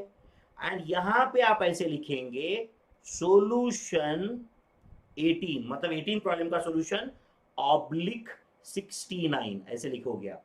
एंड फिर इसके बाद में इसका सॉल्यूशन करोगे आप। यहाँ पे ये सॉल्यूशन जो भी है हम क्लास में सॉल्व करेंगे। इससे क्या हुआ बच्चों, ये 18 प्रॉब्लम का सॉल्यूशन है, ये आपको समझ रहा है। एंड ये प्रॉब्लम आपने बुक में पेज नंबर 69 पे है, ये समझेगा। तो इस जब अपना बैच कंप्लीट होगा तब बच्चों आपके पास 4-5 नोटबुक फुल्ली भरे हुए रहेंगे। तो कौन से प्रॉब्लम का सॉल्यूशन कहाँ है ये ढूंढने में अगर आपको 5-5 मिनट लग जाए तो प्रॉब्लम है, बहुत बड़ा वेस्टेज ऑफ टाइम है ना बच्चों। तो कौन से प्रॉब्लम का सॉल्यूशन कहाँ पे है ये आपको तुरंत समझना चाहिए, करेक्ट और नॉट। बहुत ज्यादा क्वेश्चन हम सॉल्व करने वाले। मैंने 2 एडिशनल क्वेश्चन बैंक भी दिए हुए इसमें आपको, additional question bank part 1 part 2। And जरूरी नहीं कि मैं सारे सीक्वेंस ऐसे 1 2 3 सीक्वेंस में क्वेश्चन सॉल्व करके लूं। ऐसा भी हो सकता है कि मैं बोल रहा हूं चलो प्रॉब्लम नंबर 11 पढ़ो, फिर प्रॉब्लम नंबर 7, फिर प्रॉब्लम नंबर 1, फिर प्रॉब्लम नंबर 81, फिर प्रॉब्लम नंबर 63, कुछ भी हो सकता है। आप समझ रहे हो या नहीं। तो इसलिए आपको कौन से प्रॉब्लम का सॉल्यूशन कहां पे है ये पेज नंबर बराबर मैनेज करना जरूरी है। आपने नोटबुक भी देखा, मान लो यहाँ पे सॉल्यूशन ऑफ 18 पर इसका प्रॉब्लम कहां पे है, ये प्रॉब्लम कहां पे ये आपको जानना है। तो आपको तुरंत मिलेगा कि ये प्रॉब्लम पेज नंबर 69 है आपके प्रिंटेड नोट्स के, करेक्ट है, ओके। देन ये समझो आपका नोटबुक 1 था, इसमें मान लो लास्ट पेज नंबर 188 है समझो। तो जब आप नोटबुक 2 बनाओगे बच्चों तो उसमें पेज नंबर 189 से ही स्टार्ट करना, ओके 189 से। उस पे वापस पेज नंबर 1 मत लिखना, वो पेज नंबर 189 से आगे जाओ।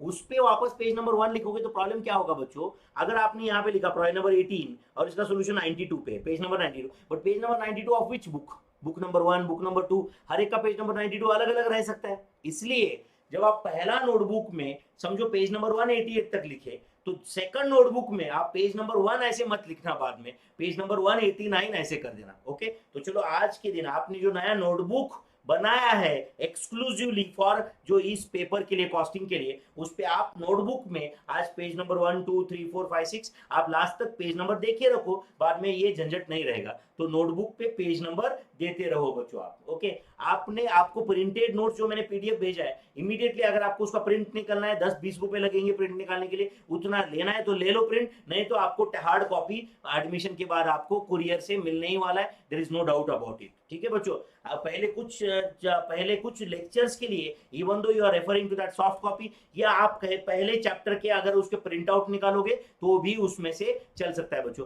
मैंने पूरा वॉल्यूम 1 का पीडीएफ आपको ऑलरेडी भेजा हुआ है, साथ साथ में विनोद रेड्डी बोल के टेलीग्राम चैनल पे वो मैंने अपलोड किया हुआ है। आप कहीं से भी कोई भी सोर्स से वो नोट्स डाउनलोड कर सकते हो बच्चों। वॉल्यूम 1 मैंने दोनों जगह पे दिया हुआ है, व्हाट्सएप ग्रुप पे जो जो स्टूडेंट है उनको ऑलरेडी मिल चुका है ये, एंड अगर नहीं है तो आप विनोद रेड्डी टेलीग्राम चैनल से भी वो नोट्स डाउनलोड कर सकते हो। साथ साथ में मैंने आपको बोला था कि विनोद रेड्डी ये चैनल आप सर्च करो यूट्यूब पे, आज ही सब्सक्राइब कर देना, क्योंकि उस पे भी कुछ लेक्चर्स बाद में आने वाले, इमीडिएटली नहीं, और कब कौन सा लेक्चर करना है ये सब मैं एंड तक आपके साथ में हूं। आज आपको कोई काउंटर क्वेश्चन करने की जरूरत नहीं है कि सर इसका क्या होगा और उसका क्या होगा, आपका काम है बस जो अभी इंस्ट्रक्शंस में दे रहा हूं वो ठीक से फॉलो करना, एंड आपका काम अच्छे से करना। आप आपका काम बहुत अच्छे से कंप्लीट करो, मैं अपना काम बहुत अच्छे से कंप्लीट करूंगा, ताकि हम सबका काम अच्छा है। हम सबका टारगेट है आपका result,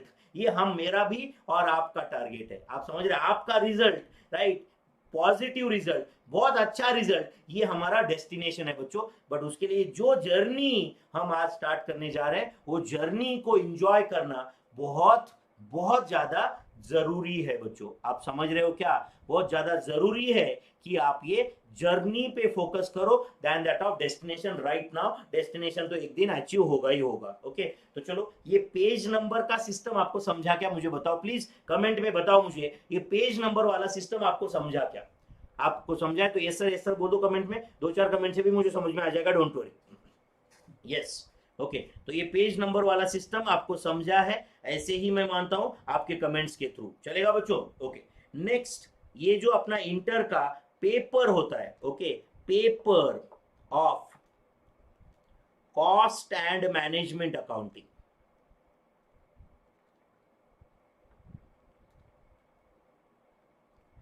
okay, paper of cost and management accounting. Obviously जो 100 मार्क्स का पेपर होता है उसका फॉर्मेट क्या होता है ये मैं आपको बताता हूं। ओके, तो उसका फॉर्मेट होता है क्वेश्चन नंबर 1, आप लिखो मत, पहले समझो और फिर लिखो अगर लिखना भी है तो। Question number 1 is compulsory and solve any 4 of remaining 5 questions। Okay, तो फिर question number 1, question number 2, question 3, 4, 5, 6 ऐसे क्वेश्चंस होते हैं। Question number 1 carries 20 marks, obviously ये कंपल्सरी है। ओके, अब इसके अंदर डाउट हो सकता है कि सर ये 20 मार्क्स का एक ही क्वेश्चन होता है क्या? नो, तो it can be question number 1A + 1B 10+10 हो सकता है, या इट कैन बी 12+8, और इट कैन बी 5+5 +5 +5। आप समझ रहे हो क्या, इसका ब्रेकअप कुछ भी हो सकता है बच्चों। आप समझ रहे हो क्या, मतलब 1A 1B 1C 1D ऐसे 5-5 मार्क के 4 क्वेश्चन है, या 1A एंड 1B 12+8 है, या 10+10 है, ऐसा कुछ भी हो सकता है। उसके बाद में ये हर क्वेश्चन 20 मार्क का होता है बच्चों, तो ये 20 मार्क्स का हर क्वेश्चन, बट उसमें से आपको 4 ही सॉल्व करना है। तो ऑब्वियसली 80 मार्क्स था, 80 प्लस ऊपर के 20, ये 100 मार्क्स का है। बट ऑब्वियसली ये 5 क्वेश्चन है, उसमें से आप कोई भी एक स्किप कर सकते हो। Generally it is a theory question. मैंने क्या लिख के दिया यहाँ पे, generally it's a theory question. Okay, but institute आपको पता है कि ये इंस्टीट्यूट ऐसा कुछ बोलता नहीं कि हम हर बार यही पैटर्न फॉलो करोगे, बट आज तक के सारे सीए इंटरमीडिएट के पेपर में यही फॉर्मेट है, आज तक के सारे यही बोल रहा हूं मैं। ओके, इसका मतलब ये नहीं कि इंस्टीट्यूट कॉन्ट्राडिक्ट नहीं कर सकता है, बट ऑब्वियसली उसका चांस बहुत कम है। तो जनरली ये पेपर फॉर्मेट फॉलो होगा। तो question number 6, generally it's a theory question and generally 1 2 3 4 5 are practical questions. तो तुम चाहो बच्चों तो ये पूरा पेपर प्रैक्टिकल बन सकता है, जहां पे you are not writing even one theory question. But अभी आपको लगेगा इसका मतलब सर आप थियरी पढ़ाओगे ही नहीं क्या? तो ऑब्वियसली मैं थियरी का हर एक क्वेश्चन आपको पढ़ाऊंगा। ये कोई रिवीजन या फास्ट ट्रैक बैच नहीं है, ये पूरा रेगुलर फुल लेंथ बैच है, क्योंकि प्रैक्टिकल समझने के लिए बहुत जरूरी होता है 90% ऑफ द प्लेसेस पे कि आप वो थियरी का नॉलेज अच्छे से लो, देन ओनली वो प्रैक्टिकल आप कंसेप्ट वाइज जाओगे, वो बहुत इंपॉर्टेंट है। मुझे आप बताओ, हम फाउंडेशन से पढ़ते आ रहे हैं बच्चों। ओके, एग्जाम पास होने के लिए 2 चीजें बहुत जरूरी है, और वो है ओके आपका आंसर एक्यूरेट होना चाहिए। तो accuracy is the first criteria, and दूसरा क्राइटेरिया है स्पीड। एक्यूरेट आंसर आएगा, बट कोई स्टूडेंट बोलेगा कि सर मैं क्वेश्चन नंबर 1 और 2 का एक्यूरेट आंसर, पूरा करेक्ट आंसर लिख के आया, बट उसी में मेरे 3 घंटे चले गए। ये भी प्रॉब्लम है ना बच्चों। आपने 40 मार्क का पेपर लिखा, पूरा एक्यूरेट है, राइट, प्रॉब्लम है ना बच्चों। हमारे एक्सपेक्टेशन 40 मार्क तो नहीं है, हमारे एक्सपेक्टेशन तो कॉस्टिंग में 75 80 85 87 90 मार्क्स, 90 प्लस मार्क्स, ये हमारे एक्सपेक्टेशन है। एंड मैं अनरियलिस्टिक नहीं बता रहा हूं, हमारे पास रिजल्ट दिखाते ही ये marks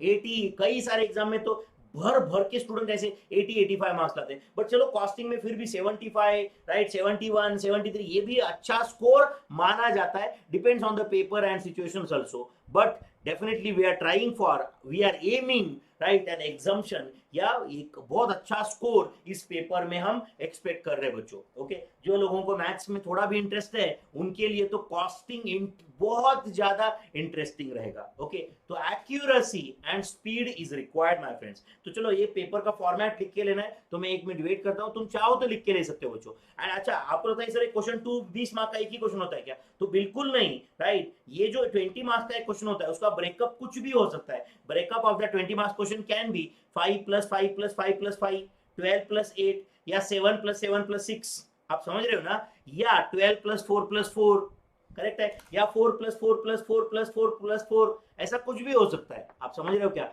depends on the length. इसका मतलब हम जब प्रैक्टिकल क्वेश्चंस देखेंगे तो ऑब्वियसली उसमें हमें कुछ 4 मार्क के टाइप के क्वेश्चन, 6 मार्क के टाइप के बड़े क्वेश्चन जो 12 मार्क के लिए पूछे जा सकते हैं, इस टाइप के क्वेश्चन वो सब हमारे नोट्स में ऑलरेडी कवर्ड है। ऐसा नहीं कि यहाँ पे राइट मैं उतना ही कवर करूंगा 4 मार्क के क्वेश्चन, यहाँ पे सारे क्वेश्चन आपके नोट्स में मैं ऑलरेडी दे चुका हूँ। ओके, अनदर थिंग जो स्टूडेंट को लगेगा कि सर इसमें मल्टीपल चॉइस क्वेश्चंस आते हैं क्या? तो सीए इंटर के कुछ पेपर्स में एमसीक्यू भी पूछे जाते हैं, बट कॉस्टिंग में एक भी मल्टीपल चॉइस क्वेश्चन आपको एग्जाम में नहीं आएगा। फिर भी आपके नॉलेज के लिए मैंने आपको टेक्स्ट बुक में कुछ एमसीक्यूज दिए हुए for your knowledge, for testing your knowledge, but exam में मल्टीपल चॉइस क्वेश्चन नहीं आएगा as far as costing is concern. बाकी कुछ पेपर में 8 में से 4 पेपर में वो एमसीक्यूज भी पूछते, वो 4 पेपर कौन से आपको धीरे धीरे पता चलेगा, सारे लेक्चर्स आप अटेंड करोगे तो। बट मैं मेरे सब्जेक्ट की अभी फिलहाल बात कर रहा हूं, इन कॉस्टिंग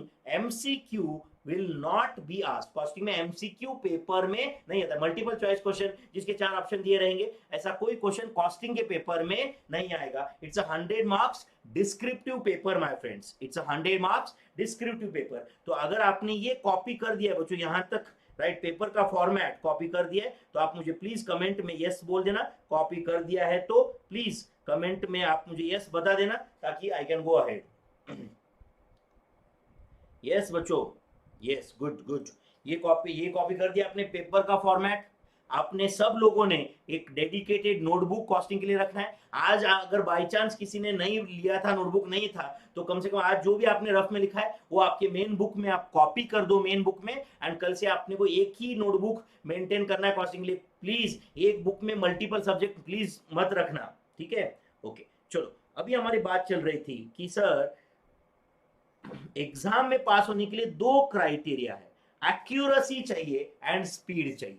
अब मुझे बताओ वो एक्यूरेसी कैसे आएगा? तो एक्यूरेसी आएगा कंसेप्चुअल क्लैरिटी से, क्योंकि एक कॉस्टिंग ऐसा पेपर है बच्चों जहां पे मैकेनिकली कुछ नहीं किया जा सकता, हर क्वेश्चन अलग रह सकता है, हर क्वेश्चन अलग फॉर्मेट में सॉल्व होता है। जब तक हम कंसेप्ट समझते नहीं है तब तक हम आगे नहीं बढ़ सकते। इसका मतलब ये नहीं कि मैंने आपको कुछ पढ़ाया एंड तुरंत कुछ मैजिक होगा एंड आपके दिमाग में कंसेप्ट आएगा, ऐसे नहीं होगा, क्योंकि ये जर्नी है, ये प्रोसेस है बच्चों। ओके, मैं आपको कोई फॉल्स प्रॉमिस नहीं करना चाहता, आप समझ रहे हो, वो हमारा नेचर नहीं है।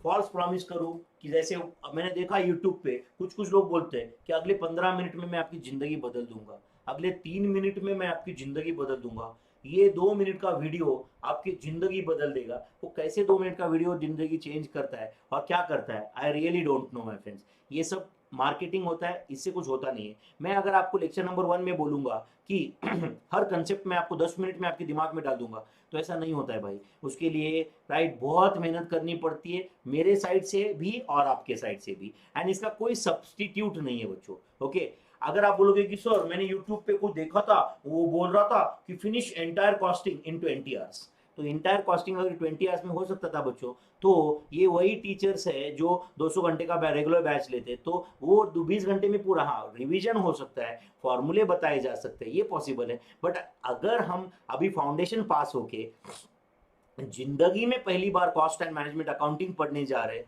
तो we have to study in depth. हमें सिर्फ मार्क्स पॉइंट ऑफ व्यू से थोड़ी पढ़ना है, नॉलेज प्लस मार्क्स के पॉइंट ऑफ व्यू से पढ़ना है, एंड नॉलेज आएंगे तो वो ऑटोमेटिक मार्क्स में कन्वर्ट होगा ही, एंड हमें सीए बनने के बाद में भी वो काम देगा नॉलेज, करेक्ट और नॉट। तो accuracy is important in paper, and accuracy will come only through the conceptual clarity. Accuracy will come only through the conceptual clarity. concept clear नहीं है, accuracy नहीं आएगा। accuracy will come through conceptual clarity my friends। अब बताओ speed कैसे आएगा? accuracy अगर conceptual clarity से आता है तो स्पीड कैसे आएगा? आपको लगेगा, कुछ लोग बोलेंगे कि सर स्पीड भी आएगा कंसेप्चुअल क्लैरिटी से। नहीं, नहीं आएगा। कंसेप्चुअल क्लैरिटी और स्पीड का कोई संबंध नहीं है, कंसेप्चुअल क्लैरिटी से एक्यूरेसी आएगा। आप समझ रहे हो क्या? तुम्हारा आंसर एक्यूरेट आएगा, बट स्पीड आएगा बच्चों सिर्फ प्रैक्टिस से। किससे? बोलो, प्रैक्टिस से स्पीड आएगा। अब मुझे बताओ, मेरे कंसेप्ट 100% क्लियर है, एंड मान लो कोई स्टूडेंट अटेंड कर रहा है, लेट्स से रोहित है, उसका भी कंसेप्ट सारे क्लियर है। आप समझ रहे हो क्या?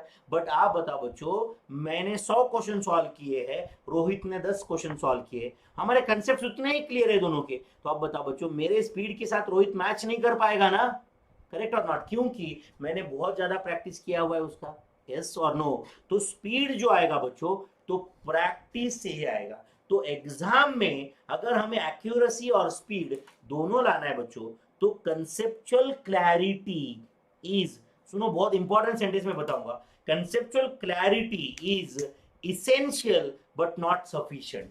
It is essential but not sufficient. It has to be backed by the appropriate practice. अगर appropriate practice नहीं होगा बच्चों, तो वो conceptual clarity का भी marks में conversion नहीं होगा। तो इस बैच में हम कंसेप्ट तो क्लियर करेंगे ही करेंगे, साथ साथ में इसका बहुत सारा प्रैक्टिस करेंगे, एंड इसलिए ये बैच का ड्यूरेशन मैंने 90 लेक्चर्स इंटू 180 बोला है, प्लस कुछ मैं ऐड करूंगा through YouTube sessions and all those things. क्योंकि सिर्फ कंसेप्चुअल क्लैरिटी हमारा टारगेट नहीं है, हमारा टारगेट है conceptual clarity plus practice, in order to achieve accuracy and speed respectively. conceptual clarity क्यों जरूरी है हमारे लिए? क्योंकि हम accurate आंसर लिखना चाहते हैं, करेक्ट और नॉट? प्रैक्टिस क्यों जरूरी है? क्योंकि हम लोग एग्जाम में आंसर टाइम पे लिखना चाहते, हम बराबर वो टाइम में कंप्लीट करना चाहते हैं, इसलिए बच्चों प्रैक्टिस जरूरी है। तो ये दोनों चीजें हम, ये हमारे बैच का आउटकम रहने वाला है। I hope you are understanding my friends. तो इस बैच के आउटकम में ये दोनों चीजें रहेगी। Are you understanding my friends? Yes और नो? तो आप समझ रहे हो क्या बच्चों? तो हर रोज हम बराबर टाइम पे स्टार्ट करेंगे बच्चों, आप भी टाइम पे लॉग इन करो। एंड ये बैच में बहुत मजा आने वाला है बच्चों, बहुत मजा आएगा इसमें, राइट? आपको पूरा, राइट, जहां जहां आपको बिल्कुल भी मैं कभी बोर नहीं करूंगा, आपको हमेशा लगेगा कि हाँ यार मैं ये कॉस्टिंग अटेंड करना चाहता हूँ, ये लेक्चर में मुझे बिल्कुल बोर नहीं हुआ। ऐसे टाइम निकल जाएगा भाई, बाद में आप बोलोगे कि हाँ सर हम बैच को बहुत मिस कर रहे हैं एंड ये सर कर रहे हैं, बट उसके लिए आपको हर रोज अटेंड करना, राइट, इसमें थोड़ा इंटरेस्ट क्रिएट करना जरूरी है बच्चों। अभी तुम एक जिंदगी के ऐसे स्टेज पे हो जहां पे अगले 2-3 साल आप क्या करोगे ये आपका पूरा लाइफ डिफाइन करने वाला है, करेक्ट है? इनफैक्ट आप लोग, कुछ लोग सोचते रहोगे अभी कि सर ये तो हम बचपन से सुनते आ रहे पेरेंट्स से कि एक बार 4th स्टैंडर्ड में अच्छे मार्क्स ला फिर तेरी जिंदगी सेट है। फिर उन्होंने बोला रहेगा 7th स्टैंडर्ड बहुत इंपॉर्टेंट है, इसमें एक बार अच्छे से मार्क्स ला फिर तेरी जिंदगी सेट है। एंड फिर मेन माइलस्टोन लोगों ने बोला रहेगा अरे यार एक बार 10th में अच्छे मार्क्स ला फिर तो तेरी जिंदगी सेट है। फिर आपने अभी रिसेंट पास में सुना रहेगा पेरेंट्स से एक बार कुछ भी कर 12th में अच्छा स्कोर ला फिर तेरी जिंदगी सेट है। फिर लास्ट में उन्होंने बोला रहेगा एक बार सीए फाउंडेशन पास कर फिर तेरी जिंदगी सेट है, करेक्ट और नॉट? अब मैं बोल रहा हूं आपको कि आप इंटरमीडिएट एंड फाइनल बहुत जल्द कंप्लीट करो फिर आपकी जिंदगी सेट है। फिर आपके पेरेंट्स बोलेंगे बेटा एक बार शादी कर उसके बाद ही जिंदगी सेट है, उसके पहले क्या जिंदगी सेट है? फिर दादाजी बोलेंगे एक बार, राइट, वो बच्चा आने दे, राइट, लड़का लड़की कुछ तो, उसके बाद जिंदगी सेट है। फिर बोलेंगे दूसरा बच्चा जब तक आता नहीं है तब तक लाइफ सेट नहीं होती है, राइट? फिर बोलेंगे वो जब तक वो उनको नौकरी नहीं लगती वो स्कूल नहीं जाते। अब बताओ बच्चों, ये प्रोसेस है, ये तो बस चलता ही रहेगा, राइट? बट मैं आपको ऑनेस्टली बोल रहा हूं, आपको बहुत ईमानदारी से बोल रहा हूं बच्चों, अगर अब ये इंटरमीडिएट में और फाइनल में आप क्या करने वाले हो, it is going to define your life my friends. उसके बाद में आप शादी करते हो नहीं करते हो, आपको बच्चा होगा नहीं होगा, कितने बच्चे होंगे, वो स्कूल जाएंगे नहीं जाएंगे, उनको नौकरी लगेगी नहीं लगेगी, मुझे नहीं लगता कि वो आपके लाइफ के पे बहुत टेरिबल इम्पैक्ट करेगा। आगे का आगे सोचते हैं, बट ये इंटरमीडिएट एंड फाइनल अगले 3 साल से 3.5 साल आप क्या करने वाले हो बच्चों, it is going to define your life. ये लाइफ का एक बहुत इंपॉर्टेंट पार्ट है बच्चों, ओके? एंड देखो मैं आपको बता दूं, आप इंटरमीडिएट अगर फर्स्ट अटेम्प्ट में बोथ ग्रुप क्लियर करते हो, इमेजिन करो, सिर्फ इमेजिन करो कि आपका रिजल्ट लग गया, इंटरमीडिएट के बोथ ग्रुप क्लियर है, इमेजिन करो 3 साल तक कोई एग्जाम नहीं। बीकॉम के एग्जाम को हम एग्जाम काउंट ही नहीं करते, वो तो फन है कि नहीं? इमेजिन करो कि मतलब इमेजिन करो आप मई 22 में पास हो गए, मई 25 सीए फाइनल का एग्जाम, मतलब 2022 के दिवाली में आपको क्या फील है, अगले दिवाली तक कोई एग्जाम नहीं, उसके अगले दिवाली में भी एग्जाम नहीं है एंड उसके बाद में भी 6 महीने के बाद एग्जाम है। इमेजिन करो ऐसे, इसके पहले तुम्हारी जिंदगी में कभी तो हुआ है क्या कि अगले 3 साल में कोई एग्जाम नहीं है? कभी तो हुआ है क्या? एंड उसके बीच में लाइफ का सबसे इंपॉर्टेंट पार्ट बीच में है, वो है articleship, golden period of your life, जहां पे आप दोस्त बनाओगे, कलीग्स के साथ जाओगे, आउटस्टेशन ऑडिट करने जाओगे, काम करोगे, आप वर्क कल्चर सीखोगे, मजेदार लाइफ आपके सामने। बहुत इंपॉर्टेंट है आपके लिए। चलो फाइनल के लिए 2 मिनट के लिए भूल जाओ, अभी बहुत जरूरी है कि आप ये इंटरमीडिएट फर्स्ट अटेम्प्ट में क्लियर कर रहे हो, बहुत ज्यादा जरूरी है बच्चों। एंड ये टाइम है सिर्फ 8-9 मंथ्स की पढ़ाई करना है आपको, 8-9 मंथ्स की पढ़ाई, इंटरमीडिएट का रिजल्ट आपके हाथ में, एंड 3 साल तक कोई एग्जाम नहीं है बच्चों। 3 साल तक बस आपको ऑफिस करना है, एंजॉय करना है ऑफिस भी। एंड मैं जानता हूं कि जो जो काम है जिसको इस बाद में एग्जाम नहीं आता है वो हम बहुत एंजॉय करते हैं, करेक्ट और नॉट? तो आर्टिकलशिप का एग्जाम थोड़ी होता है भाई, करेक्ट और नॉट? तो कोई भी काम में हमें एंड में अगर एग्जाम नहीं रहता है ना तो हमें बड़ा मजा आता है उसमें, करेक्ट और नॉट? हम वो जर्नी भी एंजॉय करते हैं। फिर तो आप अभी पढ़ते वक्त तो यही सोचो कि आपको कोई इसका एग्जाम नहीं देना है, मुझे सिर्फ नॉलेज लेना है, यही सोचो आप पढ़ते वक्त, तो बस मुझे नॉलेज लेना है, राइट? उसके बाद में कैसे इसका रिवीजन करना है, कैसे ये एग्जाम पॉइंट ऑफ व्यू से लिखते हैं, कैसे क्या करना है, ये सब हम एंड तक आपके साथ में आपको बताते ही रहेंगे बच्चों। आपका काम है अभी इंस्ट्रक्शंस फॉलो करना। कोई टीचर बोल रहा है कि ये ऐसे ऐसे करना है, तो आपका काम है अब वो फॉलो करना बच्चों, क्योंकि वो डायरेक्टर है और तुम एक्टर हो। तो तुम एक्टर का रोल, एंड याद रखो मैं अपने आप को डायरेक्टर और तुम्हें एक्टर क्यों बोल रहा हूं, क्योंकि जब तुम पास हो जाओगे ना बच्चों तो पूरा क्रेडिट तुम ही लोगे, करेक्ट है ना? आज हम लोग मूवी हिट हो गए ना, आज हम लोग बोलते ना शेरशाह हिट हो गया, तो हम लोग बोलते क्या काम किया है सिद्धार्थ मल्होत्रा ने, करेक्ट और नॉट। आप में से कई सारे लोगों को डायरेक्टर का नाम तक पता नहीं है बच्चों, करेक्ट और नॉट। तो जब आप सीए इंटर फाइनल पास हो जाओगे ना, तो समझो रोहित सीए इंटर पास हो जाता है, तो वो बोलेगा now CA finalist Rohit, correct. CA बनने की बात बोलेगा, राइट, फेसबुक पे, लिंक्डइन पे, इंस्टाग्राम पे, हर जगह पे स्टोरी स्टेटस वैसे डालेगा कि now it's no more only a Rohit, it's a CA Rohit, correct है ना। ऐसे वैसे स्टेटस डालोगे आप, करेक्ट है कि नहीं। कुछ कुछ लोग डालते हैं कि 3 years of hard work,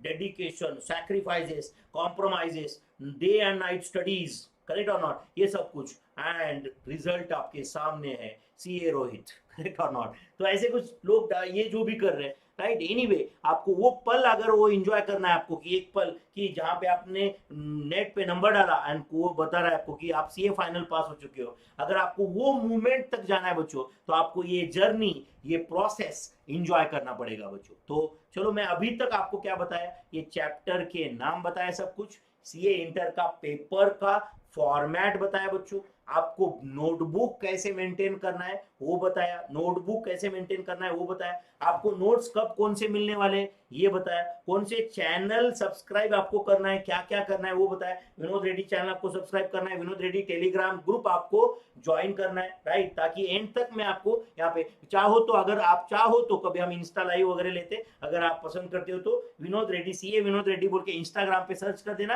right, वहां पे भी फॉलो कर देना, क्योंकि कभी कभी हम लोग उस पर कुछ इंटरक्टिव सेशंस, कोई मोटिवेशनल सेशंस वगैरह, पर्टिकुलरली इंस्टा लाइव में पर्टिकुलरली रात को 10 बजे वगैरह कभी कभी ले लेता हूं। तो इंस्टाग्राम पे you can follow CA Vinod Reddy, CA Vinod Reddy आप सर्च करो, इंस्टाग्राम पे आप फॉलो करो, ताकि कुछ सेशंस आपको मिलेंगे। बेसिकली मैं आपको बताना चाहता हूं, right, even though it is not face to face, even though मैं आप मेरे सामने नहीं हो, हमारे पास बहुत सारे प्लेटफॉर्म्स है जिसके थ्रू हम जुड़ सकते हैं, एंड नो डाउट हम फ्यूचर में मिलने ही वाले हैं। अगर हो सकता है तो जहां अगर पॉसिबल है, भगवान ने चाहा, सब सही हुआ, तो हम सीए फाइनल में face to face batch attend करेंगे बच्चों, आप लोग, हम लोग सब लोग साथ में रहेंगे। ऐसी दुआ करते हैं हम लोग, ऐसे प्रार्थना करते हैं, ऐसे एक्सपेक्टेशंस रखते हैं कि हम फाइनल में फेस टू फेस आमने सामने पढ़ेंगे, ऐसा टारगेट रखते हैं। एंड चलो फिर आज, राइट, भगवान का नाम लेके हम शुरू करते हैं, राइट, अपना CA intermediate cost and management accounting का बैच बच्चों। तो चलो, राइट, शुरू करें आज। तो हम लोग आज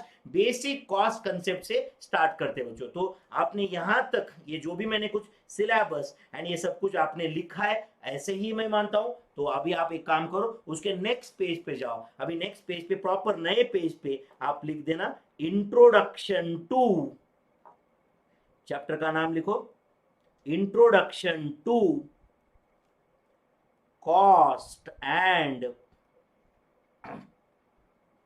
मैनेजमेंट अकाउंटिंग, और तुम चाहो तो इसको बोल सकते हो basic cost concepts, basic cost concepts, इसको तुम बोलो basic cost concepts my friends. Introduction to cost and management accounting और बेसिक कॉस्ट कंसेप्ट्स, ओके। अब जो लोगों ने ना बच्चों फाउंडेशन में, राइट, मैथ्स का क्लास मेरे से लिया था, वो लोगों तो exactly they are used to the teaching style. मैं आपको याद रहेगा, मैं 100% ऑफ द थिंग्स, जो इंपॉर्टेंट थिंग्स है वो लिख के देता हूँ। मैं कभी एक बार बता के वो हो गया ऐसे नहीं होता है। हम लोग रिवीजन लेते, कल हम लेक्चर चालू करते तो आज क्या पढ़ा उसका रिवीजन लेते, बाद में हम लोग वीकली रिवीजन एंड ऑल लेते रहते।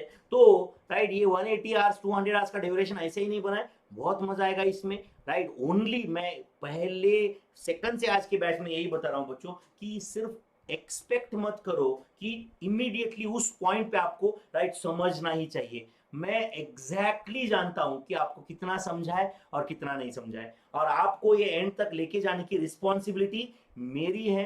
तो आपको कोई चिंता करने की जरूरत नहीं है, आप समझ रहे बच्चों। तो चलो, introduction to cost and management accounting, okay. Introduction to cost, जैसे मैंने पहले भी बोला था कि आपको पहले कुछ लेक्चर्स तक कोई नोट्स की जरूरत नहीं है, कुछ भी नहीं है, आप समझ रहे हो, नोट्स रेफर करने की जरूरत नहीं है for the first few lectures my friends, no need. तो आप मुझे बताओ व्हाट इज कॉस्ट। चलो पहला अपना पेपर का नाम ही कॉस्ट एंड मैनेजमेंट अकाउंटिंग है, तो व्हाट इज कॉस्ट? मेरा पहला क्वेश्चन है व्हाट इज कॉस्ट। यस, तो मैंने ये क्वेश्चन का आंसर हजारों बैचेस में पहले पूछा, ये क्वेश्चन क्या क्या मतलब व्हाट इज कॉस्ट, तो जनरली लोगों का आंसर होता है कि सर कॉस्ट इज द, क्या है cost? Cost is the expenditure incurred in producing goods और in rendering service. For example, मैं अब ये कोचिंग सेंटर यहां पे चला रहा हूं, क्या कॉस्ट है हमारे लिए? Rent of the premises, depreciation of furniture, depreciation of camera, laptop, writing pad, correct है, staff salary, telephone expenditure, marketing expenditure, AC maintenance, benches का मेंटेनेंस, फर्नीचर का मेंटेनेंस, प्रॉपर्टी टैक्सेस, कॉर्पोरेशन के जो टैक्सेस होते हैं प्रॉपर्टी टैक्सेस, वो भी तो पे करना ही है ना हमें, यस और नो। ये जो बिल्डिंग में हम क्लास चला रहे वो बिल्डिंग का मेंटेनेंस, सोसाइटी मेंटेनेंस, आप समझ रहे हो बच्चों? वाटर बिल, करेक्ट है, इंटरनेट चार्जेस, इंटरनेट चार्जेस, ये तो मैं सिर्फ एग्जांपल के तौर पे बताया, और भी बहुत सारे एक्सपेंडिचर्स है ना बच्चों। तो कोई भी जब गुड्स प्रोड्यूस करता है या सर्विसेज रेंडर करता है, he incurs some cost and creates either a product or service, and वो सेल करके कस्टमर से जो पैसा ले रहा है वो उसका रेवेन्यू है, and obviously everybody is targeting कि वो total revenue minus total cost, जो तुम्हारा प्रॉफिट रहने वाला है वो ज्यादा से ज्यादा हो, यही हर एक का टारगेट है, करेक्ट और नॉट? तो व्हाट इज कॉस्ट? कॉस्ट क्या है? Cost is the expenditure incurred in producing goods and oblique or in rendering services. So write down in simple words, write down in simple words, लिख रहेगा बच्चों, in simple words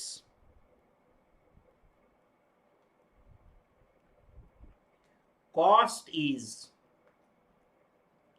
expenditure, cost is expenditure incurred, in simple words cost is the expenditure incurred in producing goods and oblique or rendering services, rendering service. In simple words, cost is the expenditure incurred in producing goods and oblique or in rendering services. This is cost, my friends. In simple words, it is expenditure incurred in producing goods and oblique or in rendering services. Yes. चलो, अब no doubt आपने, आपके दिमाग में यही definition सोचा रहेगा, unless and until इसके पहले आपने कोई सेशन अटेंड नहीं किया, आपके दिमाग में यही डेफिनेशन रहता, ओके। बट आप मुझे बताओ, कुछ कॉस्ट ऐसे भी है जो ये डेफिनेशन कवर नहीं कर रहा है, ये डेफिनेशन उस कॉस्ट को कवर नहीं कर पा रहा है, ऐसे भी कुछ कॉस्ट है। अब आप लोग सर वो क्या कॉस्ट है जो ये डेफिनेशन कवर नहीं कर पा रहा है? तो ऐसे कॉस्ट है, वो है, सुन रहे हो क्या मेरे भाई? अब सुनो, मैं ये लाइव स्ट्रीम बैच ले रहा हूँ, बाद में आप लोग गूगल ड्राइव, ऑनलाइन ड्राइव के फॉर्मेट में भी कुछ हजारों लोग देखेंगे ये बैच। फिलहाल तो मैं ये 7 से 9 लाइव सेशंस में आपको पढ़ा रहा हूँ। ये एग्जांपल मैंने बताया था आपको, फाउंडेशन में भी, कुछ डेमो लेक्चर्स में भी।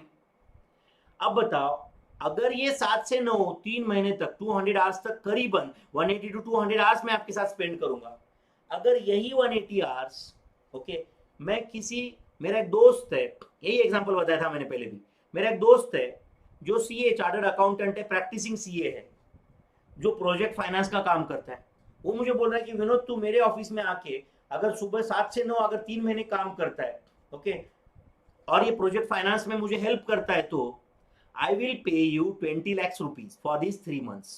20 lakhs रुपीज, चलो ये मेरे लिए बहुत बड़ा अमाउंट है, छोटा अमाउंट है, वो छोड़ दो 2 मिनट के लिए, ओके। आप मेरे बारे में कुछ इतना बहुत ज्यादा जानते नहीं हो या जानते हो, ठीक है, वो छोड़ो, फाइनेंशियल पोजीशन की बात नहीं कर रहा हूं मैं। 20 lakhs ये मुझे वो पे करने के लिए तैयार है, वो भी सिर्फ 7 से 9 2 घंटे ही काम करना है उसके ऑफिस में जाके, वो भी सिर्फ 3 महीने। ही इज रेडी टू पे मी 20 lakhs रुपीज, माई फ्रेंड्स। ध्यान दे रहे हो आप? ध्यान दे रहे हो? तो आप बताओ बच्चों, मैंने बोल दिया नहीं सॉरी बॉस, मुझे सीए इंटर का कॉस्टिंग का बैच लेना है, मेरा लाइव स्ट्रीम है और मैं नहीं आ सकता। तो आप बताओ बच्चों, कैन आई से cost of conducting your batch is 20 lakhs foregone? 20 lakhs मेरा income foregone. Is cost of conducting your batch और नॉट? आप मुझे बताओ, मैंने ये 20 लाख जेब से निकाल के किसी को दिए क्या? जैसे सैलरी मैं अपने जेब से निकाल रहा हूं, मतलब लिटरली मत बैंक से मैं पे कर रहा हूं। टेलीफोन बिल मैं पे कर रहा हूं, करेक्ट और नॉट? डेप्रिसिएशन, आपको लगता है कि डेप्रिसिएशन कहाँ पे कर रहे हो, बट मैंने एसेट के लिए तो पे किया है ना। ओनली थिंग इज दैट वो मैं डेबिट टाइम टू टाइम कर रहा हूँ। मैंने 2 लाख एट ए टाइम पे किए तो हर साल 20,000 डेबिट कर रहा हूँ, बट मैंने 2 लाख तो एक बार जेब से निकाल के दिए है ना, करेक्ट और नॉट? तो आप बताओ, प्रिंटिंग एक्सपेंडिचर, ये बुक प्रिंट करने के लिए मुझे पैसा देना पड़ता है, money is to be paid. But आप मुझे बताओ, आपका बैच लेने की वजह से वो 20 लाख रुपए मुझे गए, is it my out of pocket expenditure? No. Will it be accounted? मैं कहीं अकाउंटिंग एंट्री करूंगा क्या? Opportunity cost, P&L debit, costing P&L to opportunity cost, 20 lakhs rupees income forgone because I have decided to conduct the CA intermediate batch. No, it will not come in accounts, but that cost, that opportunity cost is there, which is important for decision making whether to take your batch or not. ये decision making में वो 20 lakh important role play कर रहे हैं ना बच्चों? Yes और no? वो 20 लाख इंपॉर्टेंट रोल प्ले कर रहे हैं या नहीं कर रहे हैं? कोई भी डिसीजन, अभी मैंने बीच में कुछ समय के लिए अन अकेडमी ज्वाइन किया था, ओके, और उन्होंने मुझे बताया कि सर अगर आप यहाँ पे पढ़ा रहे हो तो आपको आपका पेन ड्राइव सेल करना अलाउड नहीं है। तो आप मुझे बता, अगर मैं वो ज्वाइन कर लिया तो I have sacrifice some revenue, तो वो revenue sacrifice is the cost of joining some other platform और नॉट, करेक्ट और नॉट? बट आप मुझे बताओ, जो रेवेन्यू आने वाला था अदरवाइज वो मैंने सैक्रिफाइस किया, वो मेरा आउट ऑफ पॉकेट कॉस्ट नहीं है, तो it is not an expenditure incurred. तो आप मुझे बताओ, आपका बैच कंडक्ट करने की वजह से वो 20 लाख रुपए को मैं सैक्रिफाइस कर रहा हूं, तो टेल मी वो 20 लाख मेरा एक्सपेंडिचर इनकर्ड है क्या? आप मुझे कमेंट में बताओ प्लीज, मेरा एक्सपेंडिचर इनकर्ड है क्या? Incurred, whether I am spending from my pocket, whether I am spending from my pocket my friends? Not at all. Very good, no बोल रहे सब लोग। I am not spending from my pocket, but it should be included under the definition of cost, correct और not? तो इसलिए हमने cost का और थोड़ा अच्छा डेफिनेशन किया है, और वो डेफिनेशन है, चलो लिखो, cost is the monetary value of all sacrifices made to achieve an objective. Cost is the monetary value. Cost is the monetary value of all sacrifices made to achieve an objective. आप समझ रहे हो क्या बच्चों?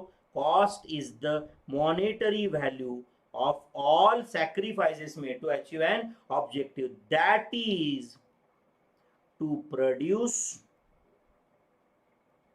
goods and oblique or render services. That is to produce goods and oblique or to render services, my friends. So cost is the monetary value of all sacrifices made to achieve an objective, that is to produce goods and oblique or to render services. लिखा बच्चों आपने यहां तक?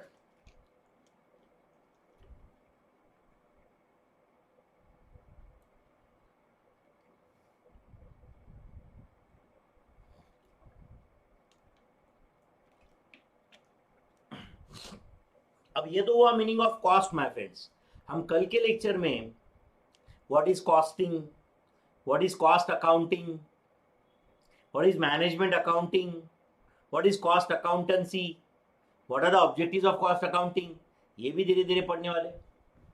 आपको लगेगा कि sir फिर आप कोई तो कुछ आप में से कुछ और इंथुजियास्टिक लोग रहते हैं, वो बोलते हैं कि सर ICI स्टडी मॉडल में ऐसा introduction to this use of computer in cost and management accounting, ऐसा नोट बताया था आपने, तो कुछ बहुत ज़्यादा बताया नहीं उसके बारे में।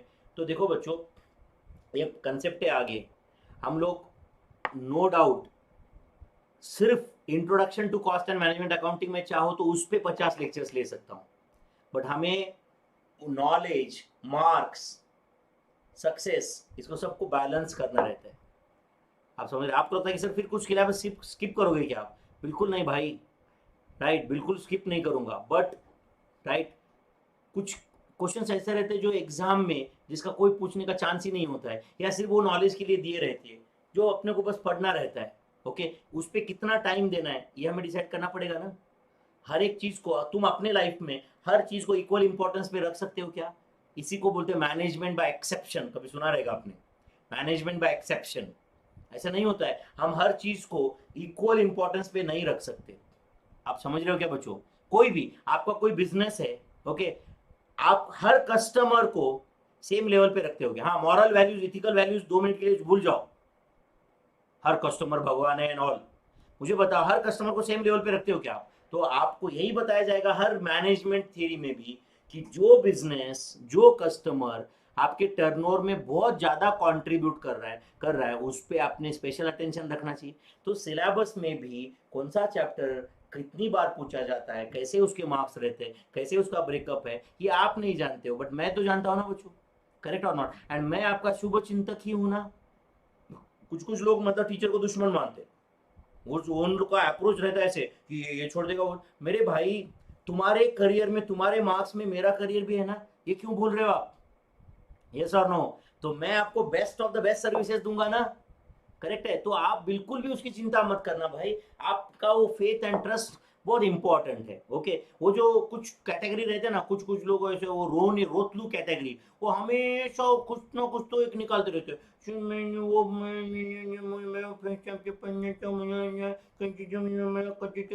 मला कसं तरी होतंय, वो कैटेगरी, वो बहुत बेकार कैटेगरी है, वो मिन मिन मिन मिन मिन मिन रोने वाली कैटेगरी। आप समझ रहे हो? तुम कोई बच्चे से नहीं पढ़ रहे हो जो 20 साल का बच्चा है, 18 साल का बच्चा है आपको पढ़ा रहा है, तुम वो आदमी से पढ़ रहे हो जो 17-18 साल से यही पढ़ा रहा है। आप समझ रहे हो क्या? तो थोड़ा वो कुछ कैटेगरी रहते हैं ना, वो बंद करो। कुछ कुछ लोग, वो उनकी आदत रहती है, वो हर वो क्या बोलते हो वो भी नहीं समझता है कि नहीं? तो थोड़ा सा ध्यान रखो भाई। आप समझ रहे हो? अभी कोई समझ लो हार्ट सर्जन है, एंड उधर जाके तुम बताओगे क्या, मतलब उसको पूछोगे क्या तुम ये क्या करोगे क्या, ऐसा भाई? अब तुमने बस उसको दे, अपने आप को सौंपना है उधर, एंड राइट, तुम बहुत, अगर वो अच्छा सर्जन है तो तुम अच्छे से बाहर आओगे, नो डाउट अबाउट इट। आप समझ रहे हो? तो वो गुई गुई गुई गुई गुई गुई वाला कैटेगरी जो है ना बच्चों, वो थोड़ा सा कंट्रोल करना है बच्चों अपने को। गुई गुई गुई गुई गुई जो है वो बंद करना है भाई, ट्रस्ट के साथ आगे जाना है अपने को। आप समझ रहे हो क्या? नहीं, 1000 लोगों को पूछो, हजारों लोगों को पूछो जो मेरे से पहले कॉस्टिंग पढ़ चुके, उनके रिजल्ट देखो, फिर आपको समझेगा। ओके, वो बिल्कुल कुछ कुछ लोगों को 18 साल की, 18-19 साल की तुम्हारी एज है, एंड तुम बिल्कुल ऐसे बोलोगे कि नहीं सर तुम ये, भाई मैं सब जानता हूं as far as this intermediate costing is concern. क्या करना है, कब पढ़ाना है, कब उस पर फोकस देना है, कब एग्जाम क्वेश्चन सॉल्व करके लेना है, कब उसका आरटीपी सॉल्व करके लेना है, कब उसका थियरी क्वेश्चन देखना है, कौन से पॉइंट्स याद करवाना है, कौन सा पॉइंट्स फटाफट कवर करवाना है, ये सब मैं जानता हूं। Can you give it to me? Can you write leave it to me completely कि सर हम सेफ हैंड्स में हैं और आप अभी बताओ हमें क्या करना है और क्या नहीं करना है? तो आप ये ट्रस्ट रखो, तो मैं आपको बहुत अच्छे से ये जर्नी कंप्लीट करवा सकता हूं बच्चों। अगर आप बीच बीच में मुझे अननेसेसरी डिमोटिवेट करोगे ऐसी बातों से, तो प्रॉब्लम हो जाएगा ना बच्चों, करेक्ट? मैं डिमोटिवेट होऊंगा नहीं, वो बात अलग है, करेक्ट, क्योंकि वो भी मेरा एक्सपीरियंस है ना बच्चों। बट ये अगर जो मैं बोल रहा हूँ ये आप मिनिमाइज करोगे तो आपको ही ज्यादा मजा आएगा, मुझे कोई फर्क नहीं पड़ेगा, बट आपको ज्यादा मजा आएगा बच्चों। ये जो मैं बोल रहा हूँ ये आप अच्छे से सुनेंगे और इंप्लीमेंट करेंगे तो। ओके, तो ये था डेफिनेशन ऑफ कॉस्ट बच्चों। सिंपल वर्ड्स में क्या था? Cost is the expenditure incurred in producing goods and oblique और इन रेंडरिंग सर्विसेज। ये सिंपल वर्ड्स में था, करेक्ट है? बट ये सिंपल वर्ड्स में था डेफिनेशन, बट इस डेफिनेशन ने कुछ चीजें कवर की नहीं, तो वो कवर करने के लिए हमने डेफिनेशन को थोड़ा और अच्छा बनाया, और वो है cost is the monetary value of all sacrifices made. Cost is the monetary value of all sacrifices made to achieve an objective. To achieve an objective, monetary value of all sacrifices made to achieve an objective. Correct है. अब जैसे ये term cost है, ये आपने definition लिखा क्या बच्चों दोनों? जैसे ये टर्म कॉस्ट है बच्चों, वैसे और दो टर्म है जिसका नाम है जैसे कॉस्ट, और दो टर्म है जिसका एक नाम है प्राइस एंड वैल्यू. कई सारे लोग ना बच्चों कभी कभी कॉस्ट की जगह प्राइस बोल देते हैं या वैल्यू बोल देते हैं, बट जिसका मीनिंग कॉस्ट ही हो सकता है. बट ऑब्वियसली टेक्निकली अगर आप देखेंगे तो ये तीन टर्म्स अलग अलग है बच्चों, ये तीनों का मीनिंग भी अलग अलग है. ओके, एंड हमारा सब्जेक्ट इस समय पे कॉस्ट है, कॉस्ट एंड मैनेजमेंट अकाउंटिंग. हमारा फोकस अभी फिलहाल कॉस्ट पे रहने वाला है, नॉट ऑन प्राइस और वैल्यू. बट ये क्या होता है प्राइस? प्राइस मतलब सेलिंग प्राइस, जो हम कस्टमर को चार्ज कर रहे हैं. हमारा कॉस्ट 10 रुपए है, हम कस्टमर को 15 में बेच रहे हैं, तो ऑब्वियसली यार 10 रुपए कॉस्ट है, 15 रुपए प्राइस है. करेक्ट और नॉट? 15 रुपए प्राइस है या 10 रुपए हमारा कॉस्ट है. एंड अगर बाई चांस मान लो कॉम्पिटिशन की वजह से हमें लॉस में बेचना पड़ रहा है, हम 8 रुपए में बेच रहे हैं, तो 8 रुपए हमारा प्राइस है, there is a loss of 2 rupees per unit. तो price is the monetary consideration payable by the buyer to the seller of goods और सर्विसेज. करेक्ट और नॉट? बट आपको लगता है फिर से वैल्यू क्या है? वैल्यू कई बार हमने, value is a philosophical concept.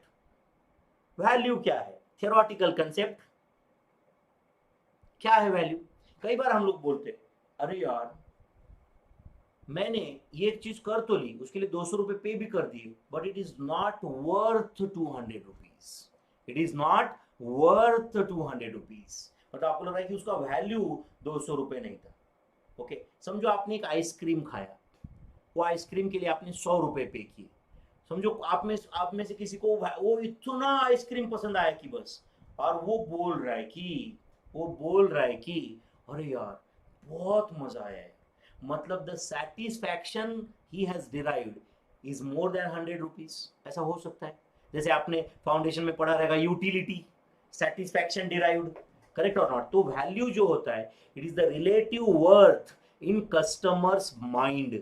Relative worth in customers और कंज्यूमर्स माइंड. समझो ये बैच के लिए आपने कॉस्टिंग के लिए 10,000 आपने पे किए समझो, एंड आपको ये बैच अटेंड करने के बाद लग रहा है कि लगा अरे यार 10,000 रुपये पे कर दिया, बट क्या मजा आया यार, क्या एक्सपीरियंस था यार ये 200 घंटे का, क्या नॉलेज में एडिशन था यार. It's worth, it is worth. आप बोल रहे हो इट इज वर्थ, मतलब आपने इनडायरेक्टली मुझे एक सर्टिफिकेट दे दिया, आपने ये सर्विस का वैल्यू क्रिएट किया बच्चों. वेयर आप में से कोई ऐसा भी बोल सकता है, हो सकता है, क्वाइट पॉसिबल, राइट, बोल सकता है यार it is not worth, it is not worth, कोई मजा नहीं आया. मतलब उसके एंगल से ये बैच का वैल्यू उसके दिमाग में कम है बच्चों. तो value is relative worth in the customers mind, relative worth in the customer mind. And कोई पर्टिकुलर गुड्स के लिए या सर्विस के लिए क्या वैल्यू है, it is the opinion of consumer, and that opinion can be different from consumer to consumer. आप में से दो लोग जो अटेंड कर रहे हैं, एक का ओपिनियन विनोद रेड्डी के बारे में अलग रह सकता है, मतलब विनोद रेड्डी के सर्विसेज के बारे में एक का ओपिनियन अलग रह सकता है, दूसरे का अलग रह सकता है. Value is the opinion my friends. Sometimes it changes from time to time and person to person also. person to person value, in fact it can be different for person to person as per the time. मतलब time change हुआ, कोई आज मुझे बोल रहा है, हो सकता है कि अरे यार सर आप यूजलेस आदमी हो, आपको कुछ नहीं समझता है. 2 साल के बाद वो बोल रहा है सर आपने क्या बताया था सर, मैं उस वक्त तो नहीं समझ पाया, बट उसका वैल्यू मुझे आज समझ रहा है. ऐसे भी होता है कई बार ऐसे बोलते ना लोग, अरे यार उस वक्त जो तूने एडवाइस दिया था उसका वैल्यू मुझे उस वक्त तो नहीं समझा था, बट आज समझा मुझे. तो value is a completely philosophical term. But कई बार क्या होता है, कभी वो कॉस्ट की जगह वैल्यू बोल देते हैं ऐसा, तो आपको उसका मीनिंग कॉस्ट लेना होता है, कई बार वो आगे धीरे धीरे समझेगा. But technically these 3 terms are different. तो क्या होता है कॉस्ट? चलो मैं लिख के भी देता हूं आपको ये कॉस्ट, वापस डेफिनेशन लिख देता हूं. Cost is it is monetary value, it is monetary value of all sacrifices made to achieve an objective. वो तो डेफिनेशन आपने ऊपर लिखा है already. Cost is the monetary value of all sacrifices made to achieve an objective. तो price क्या है? It is monetary consideration, it is monetary consideration to be paid by buyer to seller in exchange of goods oblique services, correct है? And value is, it is relative worth in consumer's mind after use of goods or services. Relative worth in consumer's mind, or it is utility derived by the consumer, you can say. Correct or not? Are you understanding, my friends? लिख रहे हो क्या साथ साथ में? Cost, price, value, ऐसे 3 column बनाओ. चलो नोटबुक आपने बनाया है, आपने लिखा है, चैप्टर का नाम introduction to cost and management accounting. मैं जो जो इंपॉर्टेंट पार्ट्स है बच्चों वो सब लिख के दूंगा. अब आपको लगता है कि सर ये बड़ा बोरिंग लग रहा है. अरे बच्चों, पहले 3-4 चैप्टर तक आपको थोड़ा थियरी भी बर्दाश्त करना पड़ेगा साथ साथ में. इसके बाद में पूरा प्रैक्टिकल ओरिएंटेड सब्जेक्ट है. मैं पढ़ा रहा हूँ मतलब ही प्रैक्टिकल, ऐसे समझो, क्योंकि मैं सिर्फ प्रैक्टिकल सब्जेक्ट ही पढ़ाता हूँ. मैथ्स, कॉस्टिंग समझ रहा है क्या आपको ये? Are you getting this my friends? ये लिखा क्या आपने? एक बार मुझे कमेंट में बता दो, ये लिखा क्या? प्लीज बता दो मुझे फटाफट कमेंट्स में. यहां तक अगर लिखा होगा तो कमेंट्स में बता दो मुझे. ओके, यस सर बोल रहे. तो it is the monetary value of all sacrifices made to achieve an objective. Price is the right monetary consideration to be paid by the buyer to the seller, is a relative worth. Can I say cost of the commodity is a fact? Cost is a fact. Price, it is a policy. Price is a policy. Okay, and value is an opinion, my friends. Value is an opinion. It is an opinion of the consumer. It is the opinion of the consumer. So it is the second difference. Second, it is the opinion, my friends. Value is an opinion. अभी क्या है ये आपको समझा ही होगा ये 3 word से, but मैं वापस एक बार एक्सप्लेन करता हूं. मुझे बताओ, cost is a fact my friends. क्या कॉस्ट है? 10 रुपए कॉस्ट है, 15 रुपए. ये मैं पेन बेच रहा हूं, इसका 10 रुपए कॉस्ट है, 12 रुपए कॉस्ट, इज अ फैक्ट. आप बताओ, वो प्राइस में कुछ ऐड करके या डिडक्ट करके कंपटीशन के ओरिएंटेड में एक प्राइसिंग पॉलिसी डिसाइड करता हूं. मैं एक प्राइसिंग पॉलिसी, कुछ एग्जांपल बताता हूं जस्ट तुम्हारे नॉलेज के लिए, तुम्हारे सिलेबस में नहीं. आप मुझे बताओ, कुछ लोग ना बच्चों, जैसे एप्पल का फोन जो होता है, ये फोन है, लेट्स से ये एप्पल का फोन, आईफोन है. आप मुझे बताओ, ये लेट्स से 1,20,000 रुपए में. तो मुझे बताओ, ये एप्पल इतना ज्यादा चार्ज कर रहा है. अगर वो कम चार्ज करते तो बहुत सारे और भी कस्टमर्स है जो ये एप्पल का फोन अफोर्ड कर पाते, तो क्यों इतना ज्यादा प्राइस पे बेच रहे? तो उनका पॉलिसी जो है उसको बोलते हैं स्किमिंग प्राइसिंग पॉलिसी. लिखो मत, सिर्फ ध्यान दो. उसको बोलते हैं स्किमिंग प्राइसिंग पॉलिसी. एंड ये पॉलिसी के तहत क्या हो रहा है? They are charging more at the beginning. They are charging more at the beginning. And वो ज्यादा चार्ज करने की वजह से क्या हो रहा है? जो लोग शो ऑफ के लिए बाय करते हैं, ब्रांड के लिए बाय करते हैं, वो तो बाय कर ही रहे. उनको तो बड़ा मजा आ रहा है. ऐसे एप्पल फोन बाय कर रहे, आईफोन 13 बाय कर दिया एंड तुरंत इंस्टाग्राम पे, फेसबुक पे, लिंक्डइन पे, हाँ हर जगह पे डाल रहे कि purchased iPhone 13 today, feeling blessed, feeling this, feeling happy, feeling ये वो. तुरंत लोगों को ऐसा लग रहा है कि अरे यार मैं भी बाय करूंगा आईफोन 13. वो ब्रांड कॉन्शियसनेस जो होता है, या ब्रांड की वजह से जो मजा आता है, जो शो ऑफ करने से लोगों को सेटिस्फेक्शन मिलता है, तो इसकी वजह से कंपनी भी इतना चार्ज कर रहा है। एंड बाद में जब आईफोन 13 14 आएगा तब आईफोन 13 का प्राइस कम हो जाएगा, तब बाकी प्राइस सेंसिटिव कस्टमर तब ले लेंगे। तो अल्टीमेटली जब कस्टमर देने के लिए तैयार है पैसा, कंपनी को पैसा लेने में क्या प्रॉब्लम है? तो they are charging more at the beginning and later on they will reduce the price. This is skimming pricing policy. जबकि कभी कभी कुछ कंपनीज उल्टा करते हैं। सबसे बड़ा एग्जांपल है इसका रिलायंस जियो। इंडिया में काफी लोग एयरटेल का सिम यूज कर रहे थे, वोडाफोन सिम यूज कर रहे थे, आइडिया का सिम यूज कर रहे थे, बीएसएनएल का यूज कर रहे थे, वीडियोकॉन का सिम यूज कर रहे थे, एयरसेल का, यूनिनॉर का सिम यूज कर रहे थे। इतने सारे कंपनीज थे। इसके बाद आया बड़ा प्लेयर, जॉइंट प्लेयर, रिलायंस जियो। जियो धन धनाधन टीवी पे ऐड चालू कर दिया, हर जगह पे ऐड चालू कर दिया। कोई भी टीवी चैनल ओपन करो, जियो धन धनाधन। आईपीएल देखो, जियो धन धनाधन। मूवी देख रहे हैं, बीच में ऐड, जियो धन धनाधन। नीचे स्ट्रिप आ रहा है, जियो धन धनाधन। रणवीर सिंह बोल रहा है, जियो धन धनाधन। दीपिका बोल रही है, जियो धन धनाधन। लोग बोल रहे क्या ये जियो सिम कार्ड है, क्या प्राइस पे है? फ्री है। कब तक फ्री है? 2 साल तक फ्री है। क्या क्या फ्री है? Incoming call, outgoing call, internet free है। 2 साल तक लोगों ने फ्री यूज किया और 1 साल फ्री है। अब मुझे बताओ, लॉस पे लॉस हो रहा है जियो को। मुकेश अंबानी को क्या फर्क पड़ता है? उसने इतना बड़ा डाइवर्सिफाइड कंपनी है। अब बोलो बच्चों, लोग क्यों यूज करेंगे आइडिया, वोडाफोन? आप लग रहा है सर इन्होंने क्यों नहीं फ्री किया? अरे बच्चों, ये लोग इतने बड़े कंपनीज नहीं है, वो लोग इतना लॉस सस्टेन नहीं कर सकते जितना रिलायंस कर सकता है। रिलायंस मतलब इंडिया में एक पैरेलल गवर्नमेंट है, ऐसे आप बोल सकते हो।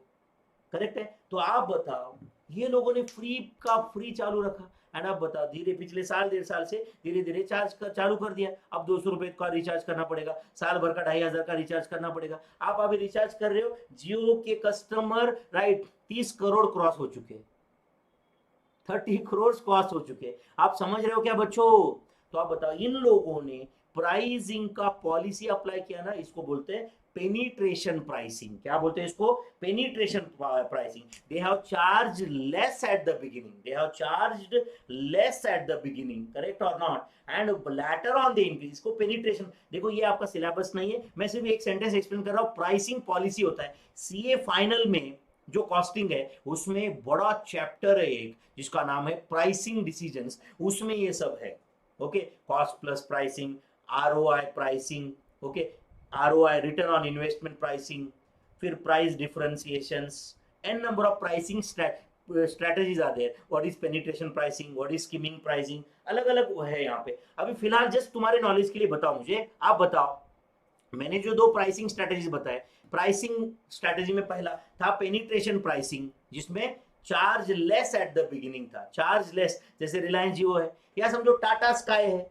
ओके, आज मुझे समझो मैं टाटा स्काई के कस्टमर केयर पे मैंने फोन कर दिया, उनको मैं बोल रहा हूं कि भाई मुझे टाटा स्काई सेटअप बॉक्स लेना है। वो बोल रहे कि हाँ सर, आपको सिर्फ 500 रुपए में setup box, HD setup box मिल जाएगा। 6 महीने का सारा सब्सक्रिप्शन भी फ्री है सर, आप कोई भी एचडी चैनल देख लो, 6 महीने फ्री है। आप समझ रहे हो? तो बच्चों 500 रुपए, वो मैं बोल रहा हूँ कि इंस्टॉलेशन के क्या चार्जेस, वो बोल रहा है सब फ्री है, हमारा इंजीनियर आएगा आपके घर पे इंस्टॉल करके देगा, अगर वहां पे कुछ कचरा वचरा हुआ तो साफ करके जाएगा वो, सर कोई प्रॉब्लम नहीं है। क्या टाटा कंपनी है यार, 500 रुपए दिए मैंने, सेटअप बॉक्स घर पे आ गया, राइट, एचडी सेटअप बॉक्स है, राइट, रिकॉर्डिंग फैसिलिटी है और सारे चैनल्स एचडी फ्री है। ये नए कस्टमर के लिए। 6 महीने के बाद आपको एक एसएमएस आता है, dear subscriber, if you want to continue with all HD channels, now you have to make a monthly recharge of 500 rupees, 600 rupees. अब तो तुम्हें एचडी के नीचे तो कुछ बर्दाश्त नहीं होता है। अब तुम बंद करोगे तो तुम्हें लगेगा अरे यार अचानक से गरीबी आ गई। यस और नो? आप तो बराबर कंटिन्यू कर रहे हो अभी, करेक्ट है? तो आप बताओ बच्चों, टाटा ने पहले आपको कस्टमर बनाया एंड धीरे धीरे धीरे धीरे वो प्राइसेस बढ़ाएंगे, चार्ज करेंगे। And anyway they are earning by volume, उनको कोई एक कस्टमर से कमाना नहीं है, उनको करोड़ों कस्टमर से थोड़ा थोड़ा कमाना है। यस और नो? तो पेनिट्रेशन प्राइसिंग था ये। जबकि एप्पल ने skimming, they have charge more at the beginning, skimming pricing policy apply किया। और भी बहुत सारे प्राइसिंग पॉलिसीज होते हैं, प्राइस डिफरेंशियल्स होते हैं। फॉर एग्जांपल आप मुझे बताओ और एक एग्जांपल, जिसको बोलते हैं क्लॉक टाइम प्राइसिंग। क्या बोलते हैं? Clock time pricing. लिखो मत, कुछ आपके सिलेबस में नहीं है। मुझे बताओ, मैं सैटरडे इवनिंग को पीवीआर थिएटर में गया, पीवीआर में सैटरडे इवनिंग को हम 4 लोग गए फैमिली के, मूवी देखना था। पर पर्सन टिकट रेट था 450 रुपए, 450 रुपए टिकट रेट था बच्चों। तो चारों की मिला के मैंने राइट 1800 रुपीज पे किए टिकट पे। समझ रहा है क्या? अंदर पॉपकॉर्न वॉपकॉर्न सब मिला के तो हमारे 3000 रुपए मूवी देखने में चले गए 4 लोगों के। समझा क्या? यही मूवी बच्चों अगर मैं मंडे मॉर्निंग को देखता, यही मूवी, यही थिएटर अगर मैं मंडे मॉर्निंग को देखता बच्चों, तो टिकट रेट था 40 रुपए पर पर्सन। आप लोग सर 450 से डायरेक्ट 40 रुपए? यस, 40 रुपए या 50 रुपए पर पर्सन, मतलब चारों का टिकट 200 है, जबकि अकेले का 450 था सैटरडे नाइट को। आपको लग रहा है कि सर पीवीआर ऐसे क्यों कर रहा है? तो सीधी सी बात है, वो क्या सोच रहे हैं, सैटरडे इवनिंग को तो वैसे भी डिमांड फुल है, पूरा बिजनेस क्लास कैटेगरी, बिजनेस वाले लोग, सैलरी वाले लोग यहाँ पे आके देखते हैं, तो 400-450 रुपए टिकट चार्ज कर गया तो कोई प्रॉब्लम नहीं है।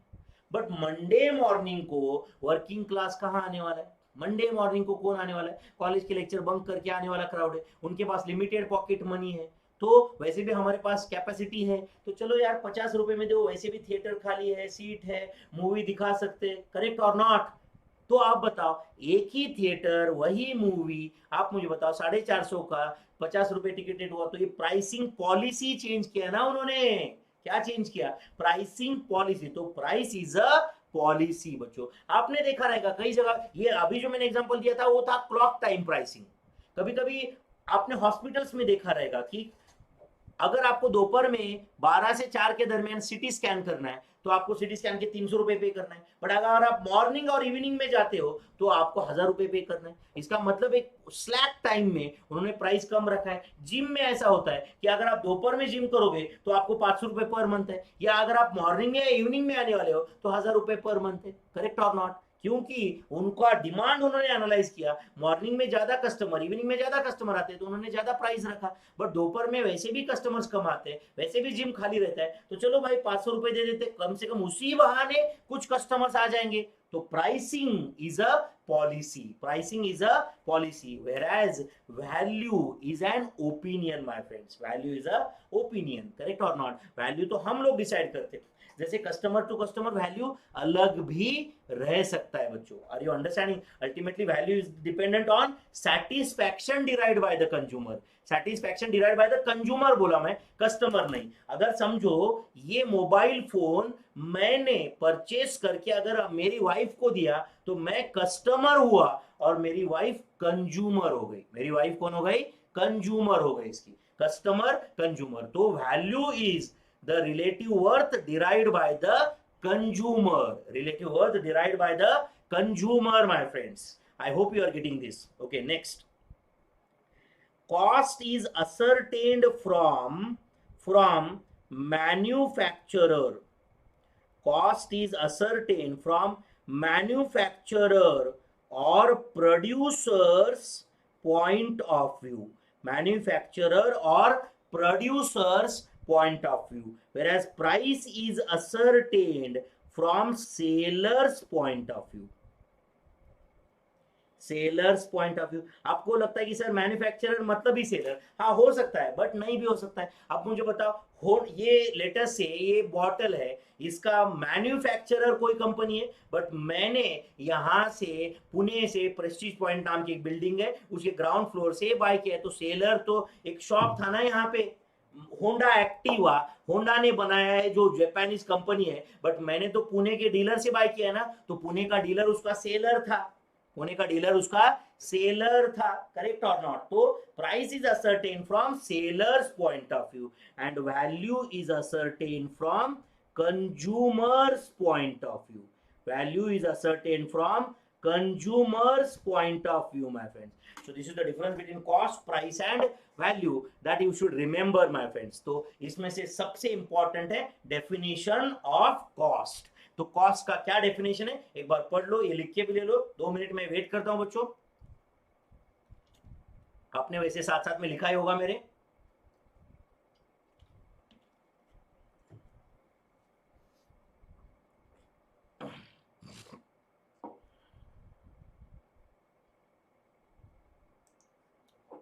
Cost price and value,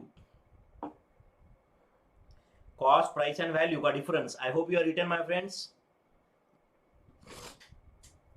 yes और नो?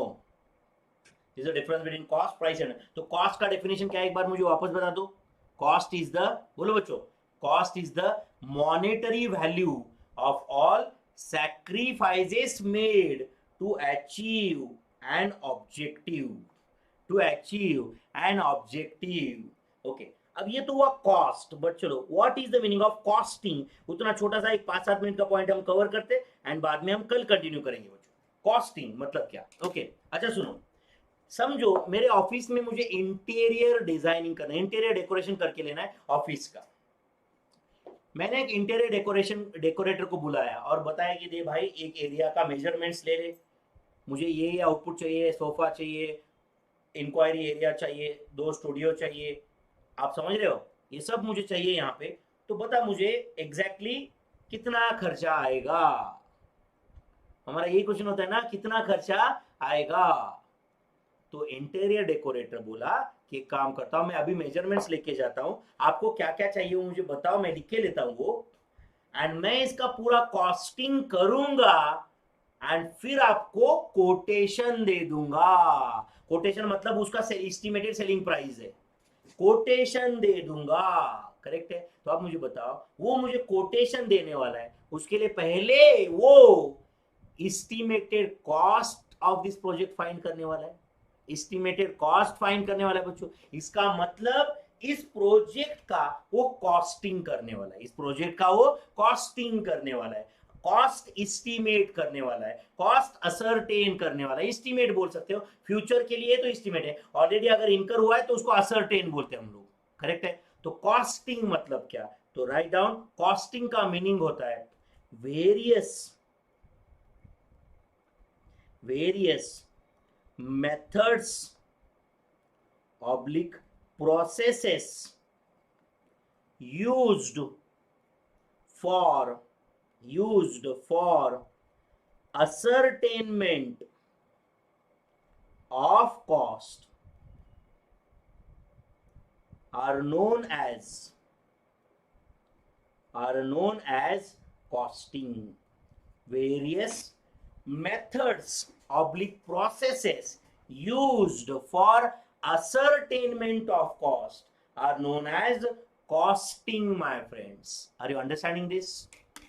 Various methods, processes, कभी कभी तुम चाहो तो टेक्निक्स ऐसे भी लिख सकते हो, used for ascertainment of cost is known as costing. आपने कभी बाइक सर्विसिंग को डाला रहेगा तो पहले वो कॉस्टिंग करता है उसका, एंड उसके बाद में आपको प्राइस बताता है बच्चों। यस और no? Are you understanding this? आपको हमने फीस पहले बताया या पूरा बैच कंप्लीट करने के बाद में हम लोग कॉस्ट शीट बनाएंगे, उसमें प्रॉफिट ऐड करके divided by number of students करके हम आपको फीस बताएंगे? हाँ, आपको फीस तो हमें एडवांस में बताना है ना बच्चों। इसका मतलब we have done the costing for this batch, ये पूरा बैच लाइव स्ट्रीम करना है, हमारे लिए क्या एक्सपेंडिचर है, हमें कितना प्रॉफिट चाहिए, हमारे क्या एक्सपेक्टेशंस है, कॉम्पिटिटर्स का क्या प्राइस है, ये सब कंसीडर करके we have already done the costing and we have directly told you the selling price, my friends. We have directly told you the selling price, yes और नो? तो cost ये concept अलग है, costing ये अलग है बच्चों, एंड कॉस्ट अकाउंटिंग ये अलग है, कॉस्ट अकाउंटिंग ये अलग है। Are you understanding this? तो ये कॉस्ट अकाउंटिंग अलग है, फिर मैनेजमेंट अकाउंटिंग अलग, फिर कॉस्ट अकाउंटिंग मैनेजमेंट अकाउंटिंग का डिफरेंस ये हमें सीखना है, फिर ऑब्जेक्टिव्स ऑफ कॉस्ट अकाउंटिंग ये सीखना है, ऑब्जेक्टिव्स ऑफ मैनेजमेंट अकाउंटिंग ये सीखना है। तो ये बेसिक थियरी हम पहले कंप्लीट करते हैं। ओके, आप में से कुछ लोग बोलेंगे कि सर ये बेसिक थियरी क्या सर, बोर हो रहा है ये थियरी। ओके, आप डायरेक्टली प्रैक्टिकल स्टार्ट करो तो मजा नहीं आएगा बच्चों, आपको फील नहीं आएगा। ओके, एंड डेफिनेटली अब ये आपको लगेगा कि सर आज जो बता रहे हैं ये समझा, एज इट इज हमें समझा, बट हम ये एग्जाम में लिख पाएंगे क्या? तो अब ऑब्वियसली यार आज आपको लगेगा समझा है, अब महीने भर के बाद अगर मैं डिफरेंस पूछूंगा तो आपको तो कॉस्ट वो याद है। ऐसा कुछ याद आएगा एज इट इज, कोई जरूरी नहीं है, इसके लिए रिवीजन इंपॉर्टेंट रहता है, राइट। तो हम रिवीजन लेंगे उसका, राइट, बीच में कुछ पेपर सॉल्व करेंगे, उसके बाद में आरटीपीज एंड ऑल दो सॉल्व करेंगे। अब सीधी सी बात है, ये प्रोसेस है पूरा जो मैं आपको पहले से बता रहा हूँ, राइट। ये प्रोसेस हम इंजॉय करेंगे बच्चों। तो आज तो मैंने कुछ बहुत ज्यादा पढ़ाया नहीं, आपको इंट्रोडक्शन दिया, उसके बाद में व्हाट इज कॉस्ट इतना ही सिखाया, व्हाट इज कॉस्टिंग वो भी थोड़ा बहुत कुछ ऐड कर दिया उसमें। हम अभी बहुत सारी डिटेल्स में कल what is cost accounting, management accounting, ये सब पार्ट भी बच्चों हम कंप्लीट करेंगे। साथ साथ में मैंने आपको कॉस्ट, प्राइस एंड वैल्यू का डिफरेंस भी आज आपको बताया था। तो चलो, राइट, आपके कोई भी डाउट्स रहेंगे, कुछ भी रहा तो राइट आप मुझे बताओ बाद में। ये इंटरैक्टिव सेशन रहेगा बच्चों। जो लोग बाद में ये ऑनलाइन डाउनलोड में या पेन ड्राइव के थ्रू देखेंगे, उनके लिए भी मैं बता दूं, these lectures are applicable for May 22, November 22 and May 23 also. ये लेक्चर्स आर एप्लीकेबल। एंड अगर आपको लगता है कि नहीं सर ये लेक्चर सिर्फ May 22, तो ऐसा नहीं है, right. These are applicable for next exams also, क्योंकि इसके आगे के जो लेक्चर्स है ये हम अकॉर्डिंगली वो एग्जाम के पॉइंट ऑफ व्यू से राइट चेंज करते रहते हैं, राइट। कुछ सिलेबस में चेंजेस है, राइट, जिसकी वजह से राइट सिलेबस में चेंजेस, कुछ डिलीशंस है, इनफैक्ट एडिशंस कुछ नहीं। इसके पहले के अगर आप मेरे पेन ड्राइव्स लोगे तो भी एक्चुअली उसमें भी सब कुछ कवर हो सकता है। रीजन ये है कि सिलेबस से कुछ डिलीशंस है, कुछ एडिशंस नहीं है। तो राइट वो सब कुछ May 22 के एंगल से, May 22, November 22, May 23 के एंगल से हम सब कुछ कवर करेंगे बच्चों, राइट। आपको 2-3 काम आज करना है, प्लीज अभी इमीडिएटली फिनिश कर दो। वो है आपको Vinod Reddy YouTube channel join करना है बच्चों। ये मेरा रिक्वेस्ट है आपको। मैं देखो मुझे हमें बहुत ज्यादा मार्केटिंग एंड ऑल दोस पसंद नहीं है, बट ये लाइव स्ट्रीम बैच है, फेस टू फेस नहीं है, इसलिए मुझे ये सब बताना पड़ रहा है। क्योंकि राइट फेस टू फेस होता तो ऑब्वियसली वन स्टॉप सोल्यूशन है, सब कुछ सामने सामने हो जाता है, बट ये लाइव स्ट्रीम के साथ साथ में आपको Vinod Reddy YouTube channel join करना है। विनोद रेड्डी बोल के टेलीग्राम ग्रुप जो है, टेलीग्राम चैनल, टेलीग्राम ग्रुप, वो ज्वाइन करो। विनोद रेड्डी टेलीग्राम पे सर्च करोगे तो आपको मिल जाएगा, वो ज्वाइन करो। उस पर भी मैं कुछ नोट्स वगैरह दे दूंगा आपको। एंड आप चाहो तो इंस्टाग्राम पे सीए विनोद रेड्डी को फॉलो कर देना। इंस्टाग्राम पे सीए विनोद रेड्डी, आपको मेरा प्रोफाइल फोटो दिखेगा वहां पे, गलती से 2 वहां पे दिखेंगे, को एक पहले पुराना है, तो आप सीए विनोद रेड्डी जिसके फॉलोअर ज्यादा है वहां पे आप वो फॉलो करो, ताकि हम कुछ इनफॉर्मल सेशंस भी मिलेंगे जहां पे विशाल सर, विजय सर, अमित सर, प्रशांत सर, बाकी सब, सुशील सर, ये सब के साथ भी हमारे कुछ इनफॉर्मल सेशंस रहेंगे, वो भी आपको मिलते रहेंगे, राइट। तो ये हमने रिसेंटली जो अभी pen drive and all those things, we have got a tie up with we smart academy Pune, जो विशाल सर का एकेडमी है, तो उनके थ्रू भी ये लेक्चर्स डिस्ट्रीब्यूट हो जाएंगे। तो ओवरऑल आपको बहुत मजा आने वाला है बच्चों, आप बहुत इंजॉय करने वाले हो इस प्रोसेस को। डेस्टिनेशन के बारे में मत सोचो, जैसे मैंने बताया था, तुम्हारा जो डायरेक्टर है वो तुम्हारे सामने है, तुम एक्टर का रोल बहुत अच्छे से निभाओ, राइट। मैं पूरा ये मूवी को हिट बनाने की रिस्पॉन्सिबिलिटी मेरी है बच्चों। उसमें प्रॉपर म्यूजिक ऐड होगा, प्रॉपर उसका एडिटिंग होगा, प्रॉपर सब कुछ, इसके सीन्स एडिट हो जाएंगे, सिनेमेटोग्राफी होगा, इसमें सब कुछ विजुअल इफेक्ट्स ऐड किए जाएंगे, वीएफएक्स ऐड किया जाएगा, ये सब करके एक फिनिश प्रोडक्ट रहेगा हमारे सामने 3.5 महीने के बाद में बच्चों। बहुत मजा आएगा, बट आपसे मुझे सिंसेरिटी एक्सपेक्टेड है बच्चों। 7 बजे आपको प्रेजेंट रहना है as far as live stream is concern. जो पीडी, ओडी, जीडी के थ्रू बाद में लेक्चर्स करेंगे, आप भी अपना एक शेड्यूल बनाओ कि ये टाइम पे मैं लेक्चर्स देखूंगा। अगर मैं उसके बीच में बोलता हूं कि आपको इसके बाद में यूट्यूब का ये लेक्चर देखना है, तो वो लेक्चर देखना है और उसके बाद में ही ये आपका पीडी, ओडी कंटिन्यू करना है। तो आपको बेसिकली इंस्ट्रक्शंस फॉलो करना है बच्चों, आपका खुद का दिमाग बीच बीच में नहीं लगाना है। And you have to trust the academy, you have to trust the teachers. जो भी आपको अभी ये टीचर्स आपको रहे दिन भर कंटिन्यू होगा, आपको ट्रस्ट करना है कि ये आप सेफ राइट हैंड्स में हो, तभी आप ये प्रोसेस को मजे से ले पाओगे बच्चों। तो मैंने आपको नोटबुक के रिलेटेड इंस्ट्रक्शंस दिए थे, तो कल आपके पास में राइट जब आप लेक्चर 7 बजे चालू करोगे या जब भी चालू करोगे, जो पीडी ओडी कर रहे हैं उनके लिए, राइट, आपके पास नोटबुक होना चाहिए। आपके पास नोट्स का प्रिंट आउट हो ना हो चल सकता है, सॉफ्ट कॉपी भी रहा तो चल सकता है, at least for first few lectures. Calculator आपके साथ में होना चाहिए, कैलकुलेटर, आप समझ रहे हो क्या बच्चों। पेंसिल, स्केल, ये भी साथ में रखो। पहले कुछ लेक्चर्स ऑब्वियसली थियरी है, बेसिक कॉस्ट कंसेप्ट्स है, मैं आपको लग सकता है इसमें कि अरे भाई कॉस्टिंग तो थियरी पेपर है, तो थियरी पेपर नहीं है, पेपर का क्या फॉर्मेट है ये भी मैं आपको बता चुका हूं, सिलेबस मैं आपको लिख के दे चुका हूं। तो पेपर के साथ में वो कल जो मैंने नोटबुक के साथ में आओ बच्चों, कल जो हमने बनाया था नोटबुक उसके साथ में आ जाओ, ताकि आपको ये कॉस्टिंग का डेडिकेटेड नोटबुक रखना है। पेज नंबर का सिस्टम कैसे मैनेज करना है, पेज नंबर का सिस्टम मैं आपको ऑलरेडी बता चुका हूं बच्चों, पेज नंबर का सिस्टम कैसे मैनेज करते हैं बता चुका हूं कि नहीं। तो ये पेज नंबर आप प्रॉपर सिस्टम में रखो बच्चों, राइट। नोटबुक का पेज नंबर, नोटबुक पे पेज नंबर दे दो आज ही, राइट, लेट मत करो, बाद में रह जाता है वो नोट 1 2 3 4। अब सेकंड थर्ड नोटबुक जब आएगा तब उसके आगे के पेज नंबर उसमें दे देना। एक डेडिकेटेड नोटबुक मुझे कॉस्टिंग के लिए चाहिए, मतलब चाहिए बच्चों, one dedicated notebook only for costing. तो see you my friends tomorrow, I hope you have enjoyed today session, आपको मजा आएगा रहेगा यही मैं एक्सपेक्ट करता हूं, ठीक है। तो आप आज बहुत सारे स्टूडेंट जो जूम के थ्रू, यूट्यूब के थ्रू, वीस्मार्ट के चैनल पे, एक्सपर्ट के चैनल पे देख रहे हो, राइट, ये जो भी आपका एडमिशन प्रोसीजर कंप्लीट करो, ताकि ये सारे स्टूडेंट जो आप सारे प्लेटफॉर्म पे अलग अलग जगह पे अटेंड कर रहे हैं, ये सब हम एक जगह पे इंटीग्रेट करके हमारा बैच फुल फ्लेजेडली कंटिन्यू करेंगे बच्चों। So thank you very much my friends, see you tomorrow, bye bye my friends.